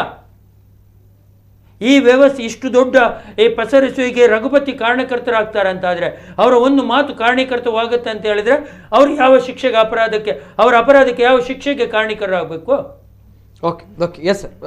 ರಘುಪತಿ ಭಟ್ರ ಬಗ್ಗೆ ತಾವು ಹೇಳಿರುವಂಥದ್ದು. ಎಸ್ ಸರ್, ಧರ್ಮೇಂದ್ರ ಅವರು ಥ್ಯಾಂಕ್ ಯು ಸರ್. ಕೊನೆಯದಾಗಿ ಹಿದಾಯತ್ ಅವರು, ಕೊನೆಯದಾಗಿ ನಾವು ಈಗ ಹಿಜಾಬ್ ಪ್ರಕರಣ ಈಗ ದಿನದಿಂದ ದಿನಕ್ಕೆ ಎಲ್ಲ ಕಡೆಯೂ ಪಸರಿ ಆಗಿದೆ. ಎಸ್, ವಿದ್ಯಾರ್ಥಿಗಳು ದುಷ್ಮಂತರಾಗಿ ಬಿಟ್ಟಿದ್ದಾರೆ. ಎಸ್, ಒಬ್ಬರ ಮುಖಂಡರು ಒಬ್ಬರಿಗೆ ಆಗ್ತಾ ಇಲ್ಲ. ಅದು ಬೇಸರ ತರುವಂತಹ ವಿಚಾರ. ಸರ್ವಶಕ್ತನಾದ ಅಲ್ಲಾಹನಲ್ಲಿ ನಾವು ಪ್ರಾರ್ಥನೆ ಮಾಡೋದಿಷ್ಟೇ, ವಿದ್ಯಾರ್ಥಿಗಳೆಲ್ಲ ಸಹೋದರತೆಯನ್ನು ಕಾಪಾಡಿಕೊಂಡು ಬರಲಿ. ನಾವು ಯಾವ ರೀತಿ ಸಮಾಜದಲ್ಲಿ ಬದುಕ್ತಾ ಇದ್ದೇವೆ, ನಮಗಿಂತ ಹೆಚ್ಚು ಪಟ್ಟವರು ಎಲ್ಲ ಕಡೆ 4 ಗಂಟೆ 5 ಗಂಟೆ 6 ಗಂಟೆ 7 ಗಂಟೆ ಇರುವುದಿಲ್ಲ. ವಿದ್ಯಾರ್ಥಿಗಳು ಹತ್ತಿರ ಈಗ ನಾವು ವಕೀಲ ಧರ್ಮೇಂದ್ರರು ಒಂದು ಅರ್ಧ 1 ಗಂಟೆ ಕೂತು ಇಲ್ಲಿಂದ ಹೋಗಿ ಆಯ್ತು, ಇವರೊಂದು ಕಡೆ ನಾವೊಂದು ಕಡೆ, ನಾಳೆ ನಾವು ಇವರನ್ನು ನೋಡುವುದಿಲ್ಲ. ವಿದ್ಯಾರ್ಥಿಗಳು ನನ್ನ ಅನಿಸಿಕೆ ಅಂತ ಕೇಳುವಂಥ ಎಲ್ಲ ಸಮಾಜ ಎಲ್ಲ ವರ್ಗದ, ಹಿಂದೂ ಇರಲಿ, ಮುಸ್ಲಿಂ ಇರಲಿ, ಕ್ರೈಸ್ತ ಇರಲಿ, ಎಲ್ಲ ವಿದ್ಯಾರ್ಥಿನಿಯರು ಅಲ್ಲಿ ಸಮಾನತೆಯನ್ನು ಕಾಪಾಡಿಕೊಂಡು ಯಾವ ರೀತಿ ಮುಂದೆ ಅಣ್ಣ ತಮ್ಮಂದಿರ ಥರ ಇದ್ದರೆ ಅದೇ ರೀತಿ ನೀವು ಮುಂದುವರಿಸಿಕೊಂಡು ವಿದ್ಯಾರ್ಜನೆಗೆ ಹೆಚ್ಚಿನ ಮಹತ್ವವನ್ನು ಕೊಟ್ಟು ಕೋರ್ಟ್ ಆದೇಶವನ್ನು ಪಾಲಿಸಬೇಕಂತಲೇ ನಾವು ಹೇಳ್ತಾ ಇರೋದು. ರಾಜಕಾರಣಿಗಳು ಅವರ ಒಂದು ಬೇಳೆ ಬೇಯಿಸಿಕೊಂಡು ಹೇಳಿಕೆಯನ್ನು ಕೊಡ್ತಾರೆ, ಅದು ಈ ಸಮಾಜವನ್ನು ಹಾಳು ಮಾಡ್ತಾ ಇದೆ. ಇವತ್ತು ಯಾವ ರೀತಿ ನಮಗೆ ಬೇಸರ ಆಗ್ತಾ ಇದೆ. ನಾವು ನಿಮ್ಮ ಹತ್ರ ಮಾತಾಡ್ತೇವೆ, ಯಾವುದೋ ಒಂದು ಪ್ರೆಷರಲ್ಲಿ ನಾವು ನಿಮ್ಮ ಹತ್ರ ಮಾತಾಡಿದ್ರು ನಮ್ಮ ಅಂತರಾಳದಲ್ಲಿ ಒಂದು ಬೇಸರ ಇದೆ. ಯಾಕೆಂತಂದ್ರೆ ನಾವೆಲ್ಲರೂ ಈ ಜಿಲ್ಲೆಯಲ್ಲಿ ಅಣ್ಣ ತಮ್ಮಂದಿರ ಥರ ಇದ್ದವರು. ವಕೀಲರಿರಲಿ, ಧರ್ಮೇಂದ್ರ ಇರಲಿ, ನಾವೆಲ್ಲ ಜಾತಿ ಆಧಾರದ ಮೇಲೆ ಬಂದವರಲ್ಲ. ನಾವೆಲ್ಲ ಈ ದೇಶದಲ್ಲಿ ಎಲ್ಲ ಜಾತಿಯವರು, ನಾವೆಲ್ಲರೂ ಸಮಾನರು. ಆ ಉಡುಪಿ ಜಿಲ್ಲೆಯಲ್ಲಿ ಆದಂಥ ಘಟನೆ ಅಲ್ಲಿಗೆ ನಿಂತು ಎಲ್ಲ ಶಾಲಾ ಕಾಲೇಜಿನಲ್ಲಿ ಒಂದು ಶಿಸ್ತನ್ನು ವಿದ್ಯಾರ್ಥಿಗಳು ಕಾಪಾಡಿಕೊಂಡು ಅವರ ಮುಂದಿನ ಭವಿಷ್ಯ ಉಜ್ವಲವಾಗಲಿ ಅಂತೇಳಿ ನಾವು ಹಾರೈಸ್ತಾ, ನಾವು ಈಗ ಏನು ಕೋರ್ಟ್ ಆದೇಶ ಬಂದಿದೆ ಅದನ್ನು ಪಾಲಿಸಬೇಕಂತಲೇ ನಾವು ಹೇಳ್ತಾ ಇರೋದು. ಆದೇಶವನ್ನು ಪಾಲಿಸಿ ತಮ್ಮ ವಿದ್ಯಾರ್ಜನೆಯನ್ನು ಮುಂದುವರಿಸಿಕೊಂಡು ಹೋಗ್ಬೇಕಂತ ನಮ್ಮ ಒಂದು ಆಶಯ. ಬೇಸರ ಇದೆ, ಬಹಳ ಬೇಸರ ಇದೆ. ವಕೀಲರು ಹೇಳಿದಾಗೆ ವಿದ್ಯಾ ಸಂಘಟನೆ ಬಹಳ ದೊಡ್ಡ ಮಟ್ಟದ ಸಂಘಟನೆ ಅಂತೇಳಿ, ಆ ಸಂಘಟನೆಗೆ ಹೊಡೆತ ಬಿತ್ತಂತ ಹೇಳಿದಾಗ, ಕೊಡಲಿ ಎತ್ತು ಬಿದ್ದೆ ಅಂತ ಹೇಳಿದಾಗ ಅವರೊಳಗೇನೆ ಒಂದು ಒಗ್ಗಟ್ಟಿಲ್ಲ ಅಂತ ಹೇಳಿ ಏನಾಗುತ್ತೆ ಅನ್ನೋದು ಪ್ರಶ್ನೆ ಇದೆ ನಮ್ಗೆ. ನಾಳೆ ಇದನ್ನ ನಾವು ಯಾವ ರೀತಿ ಸಮಾಜಕ್ಕೆ ಆ ವಿದ್ಯಾರ್ಥಿನಿಯರು ಒಂದು ವಿದ್ಯೆಯನ್ನ ಪೂರ್ತಿಗೊಳಿಸಿ ಈ ಸಮಾಜಕ್ಕೆ ಯಾವ ಸಂದೇಶವನ್ನು ಕೊಡಬಹುದು. ನನ್ನ ಮಿತ್ರ ಹೇಳಿದಾಗೆ ರಘುಪತಿ ಭಟ್ರವರ ಹೇಳಿಕೆಯಿಂದ ಈ ಜಿಲ್ಲೆ ಏನಾಗಿದ ಅಥವಾ ಇನ್ನೊಂದು ಏನಾಗ್ತದ ಅದು ಪ್ರಶ್ನೆ ಅಲ್ಲ. ಅವರ ಹೇಳಿಕೆಯಿಂದ ಏನು ಆಗಿದೆ ಅಂತೇಳಿ ಅವರು ಆಲೋಚನೆ ಮಾಡೋದಿದ್ರೆ ಈ ಕೋರ್ಟ್ ಇದನ್ನ ಒಂದು ಲೆಕ್ಕ ನೋಡೋದಿದ್ರೆ ನಾನು ಹೇಳ್ತೇನೆ, ಕೊನೆಯದಾಗಿ ಚರ್ಚೆ ಮುಗಿಸ್ತೇನೆ, ಕೊನೆಯದಾಗಿ ಇದನ್ನ ರಘುಪತಿ ಭಟ್ರವರೇ ಕೂತು ಮುಗಿಸುವಂತ ಬಹಳ ಒಂದು ಸಣ್ಣ ವಿಚಾರ ಇದು. ಹೈಕೋರ್ಟ್ ಮೆಟ್ಲು ಹೇಳಿದೆ, ವಿದ್ಯಾರ್ಥಿನಿಯರು ಕೋರ್ಟ್ ಆದೇಶ. ಕೊನೆಯದಾಗಿ ದಿನಕರ್ ಶೆಟ್ಟಿ ಅವರು, ಕೊನೆಯದಾಗಿ ಮುಸ್ಲಿಂ ಒಕ್ಕೂಟದವರ ಮಾತು ಕೇಳಿ ಕೊನೆಗೆ ನಮಗೆ ಈ ಒಂದು ಚರ್ಚೆಯಲ್ಲಿ ಕೂತದಕ್ಕೆ ಒಂದು ಕೊನೆಗೆ ಭಾಳ ಒಳ್ಳೆಯದರಲ್ಲಿ ಇದು ಮಾಡಿದ್ದಾರೆ. ನಮ್ಮ ನಿಲುವು ಇಷ್ಟೇ, ನಮ್ಮ ರಾಜ್ಯದಲ್ಲಿರ್ತಕ್ಕಂಥ ಪೊಲಿಟಿಕಲ್ ಪಾರ್ಟಿ, ನಮ್ಮ ರಾಜ್ಯದಲ್ಲಿದ್ದ ಸಂಘಟನೆಗಳು ಎಲ್ಲರೂ ಈ ವಿಚಾರದಲ್ಲಿ ಪಾಸಿಟಿವ್ ಥಿಂಕಿಂಗ್ ಮಾಡಿ ಪಾಸಿಟಿವ್ ಹೇಳಿಕೆಗಳನ್ನು ಕೊಟ್ಟರೆ ಇದು 2 ದಿವಸದಲ್ಲಿ ಕೋರ್ಟ್ ಆದೇಶ ಮಾಡಬೇಕಂತೇನಿಲ್ಲ. ಜನರ ನಿಲುವಿಗಿಂತ ಕೋರ್ಟ್ ಆದೇಶ ಪಾಲಿಸ್ತಕ್ಕಂಥದ್ದು, ನಾವು ಜನರ ನಿಲುವು ಸರಿ ಇದ್ರೆ ನಮಗೆ ಅದರಲ್ಲಿ ಏನು ತೊಂದರೆ ಆಗುವುದಿಲ್ಲ. ಆದ್ರಿಂದ ನಾವು ಹೇಳ್ತಕ್ಕಂಥದ್ದು, ನಾನು ಒಬ್ಬ ವಿದ್ಯಾರ್ಥಿ ಸಮುದಾಯದ ಹೋರಾಟಗಾರನಾಗಿ ವಿದ್ಯಾರ್ಥಿಗೆ ಹೇಳ್ತಕ್ಕಂಥದ್ದು, ನೀವು ನಮ್ಮ ಭವಿಷ್ಯ, ನೀವು ನಮ್ಮ ದೇಶದ ಮುಂದಿನ ಪ್ರಜೆಗಳು, ಮುಂದಿನ ನಮ್ಮ ಒಂದು ಈ ದೇಶವನ್ನು ಮುನ್ನಡೆಸ್ತಕ್ಕಂಥವ್ರು. ನೀವು ಇಂಥ ಯಾವುದೇ ಷಡ್ಯಂತ್ರಗಳಿಗೆ ಗಲಭೆಗಳಿಗೆ ನೀವು ಭಾಗಿದಾರಗಳಾಗಬಾರ್ದು. ನಿಮ್ಮದೇ ವಿದ್ಯಾರ್ಥಿ ಲೋಕ ಇದೆ, ನಿಮ್ಮದೇ ಶಿಕ್ಷಣ ಲೋಕ ಇದೆ, ಇದರಲ್ಲಿ ನೀವು ಮುಂದುವರಿಬೇಕು. ನಮ್ಮ ಕೋರ್ಟ್ ಆದೇಶ ಏನಿದೆ ಅದನ್ನು ಶಿರಸ ನಾವು ಪಾಲಿಸ್ತಕ್ಕಂಥದ್ದು ನೀವು ಮಾಡಿ. ಮುಂದಿನ ದಿನದಲ್ಲಿ ಎಲ್ಲ ವಿದ್ಯಾರ್ಥಿಗಳಿಗೂ ಒಳ್ಳೆಯದಾಗಲಿ.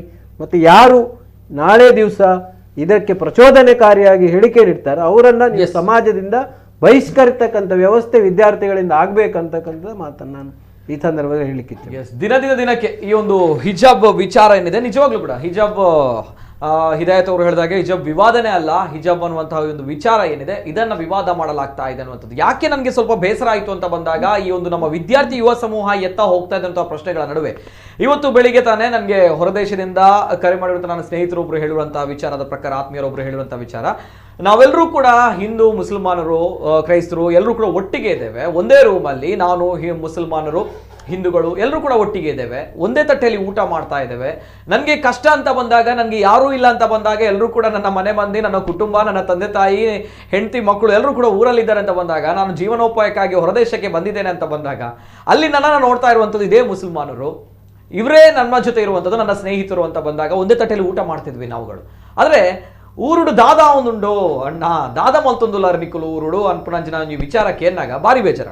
ನಮ್ಮ ಊರುಡು ಹಿಂದೂ ಮುಸಲ್ಮಾನ ಪನ್ಪುಣಂಚಿನ ವಿಚಾರದ ಅದೊಂದು ತಡೆಗೋಡೆ ಭಾರಿ ಮಲ್ಲ ಮಟ್ಟದ ಸೃಷ್ಟಿ ಅವನು ಬಹುಶಃ ಈ ಒಂದು ವಿಚಾರ ಒಂದು ಆರಬಲ್ಲಿ ಈತ್ನೆಟ್ ಆವೊಂದಿತ್ತೀನಿ ನಮ್ಮ ತೋಂದಿತ್ತ ಬೇತೆ ವಿಚಾರ ಒಂದು ಕೋಮು ಧ್ರುವೀಕರಣ ಬೇತೆ ಬೊತ್ತೆ ವಿಚಾರ ಆವಂತ ಎಲೆಕ್ಷನ್ ಬಂದಾಗ ಅಣ್ಣ ಒಂದು ಓದಿನ ಜೋಕುಲು ವಿದ್ಯಾರ್ಥಿ ಸಮೂಹ ಓದಿನ ಜೋಕುಲ ಮನಸ್ಸಿಡು ಈ ಚಿಂತನೆ ಬರ್ತನ ಎಂಕುಲ್ ಬೇತೆ ನಿಕುಲ್ ಬೇತೆ ಪಂಪನಂಚಿನ ಚಿಂತನೆ ಬರ್ತನ ಸಮಾಜಕ್ಕೆ ಮಾರಕವಾಯಿ ನಂಚಿನ ವಿಚಾರ ಬರ್ಪುಂಡು ಇಂಚಿನ ಬೆಳವಣಿಗೆ ಆರ ಬಲ್ಲಿಂದ ಎಂದಿತ್ತ ಅಡ ಈ ಬೆಳವಣಿಗೆ ಸದ್ಯದ ಪರಿಸ್ಥಿತಿ ಆತನ ಒಂದು ಅತ್ಯಂತ ವೆರಿ ಡೇಂಜರಸ್ ಮನ್ಪೇರು ಬಾರಿ ಡೇಂಜರಸ್ ಆಯ್ನ ಅಂಚಿನ ವಿಚಾರ ಒಂತನೆತ್ತ ಬಗ್ಗೆ ಯೋಚನೆ ಮನ್ಪ್ಲೆ ನಿಕ್ಲೆ ನಾನು ಜೋಕ್ಲೆಗ್ಲ ಒಂಚೂರು ಬುದ್ಧಿಪಾಲನೆ ಕಲ್ಪನ ಏಜೆಂಟ್ ಕಲ್ಪಾಡು ನನ್ನ ದುಂಬಾಗ ಏರ್ಲ ಬರ್ಪುಜೇರು ನಿಕ್ಕೆಲ್ಲ ಕಷ್ಟಕರ ನಿನ್ನ ಎಲ್ಲಿ ಒಂಜಿ ಪಾತೆರ ಮನ್ಮಾತ್ ಮಲ್ಲ ಜನ ಆಯ್ತು. ಬಟ್ ಸಿಚುವೇಶನ್ ಆ ರೀತಿ ಇದೆ ಈಗ ಸದ್ಯದ ಪರಿಸ್ಥಿತಿ. ಹೊರದೇಶದಲ್ಲಿರುವಂಥವ್ರು ನೋಡಿ ನಮ್ಮನ್ನು ನೋಡಿ ಇತರರು ನೋಡಿ ನೆಗಡ್ತಾ ಇದ್ದಾರೆ, ಜೊತೆಗೆ ಆತಂಕವನ್ನು ಸೃಷ್ಟಿ ಮಾಡ್ತಾ ಇದ್ದಾರೆ.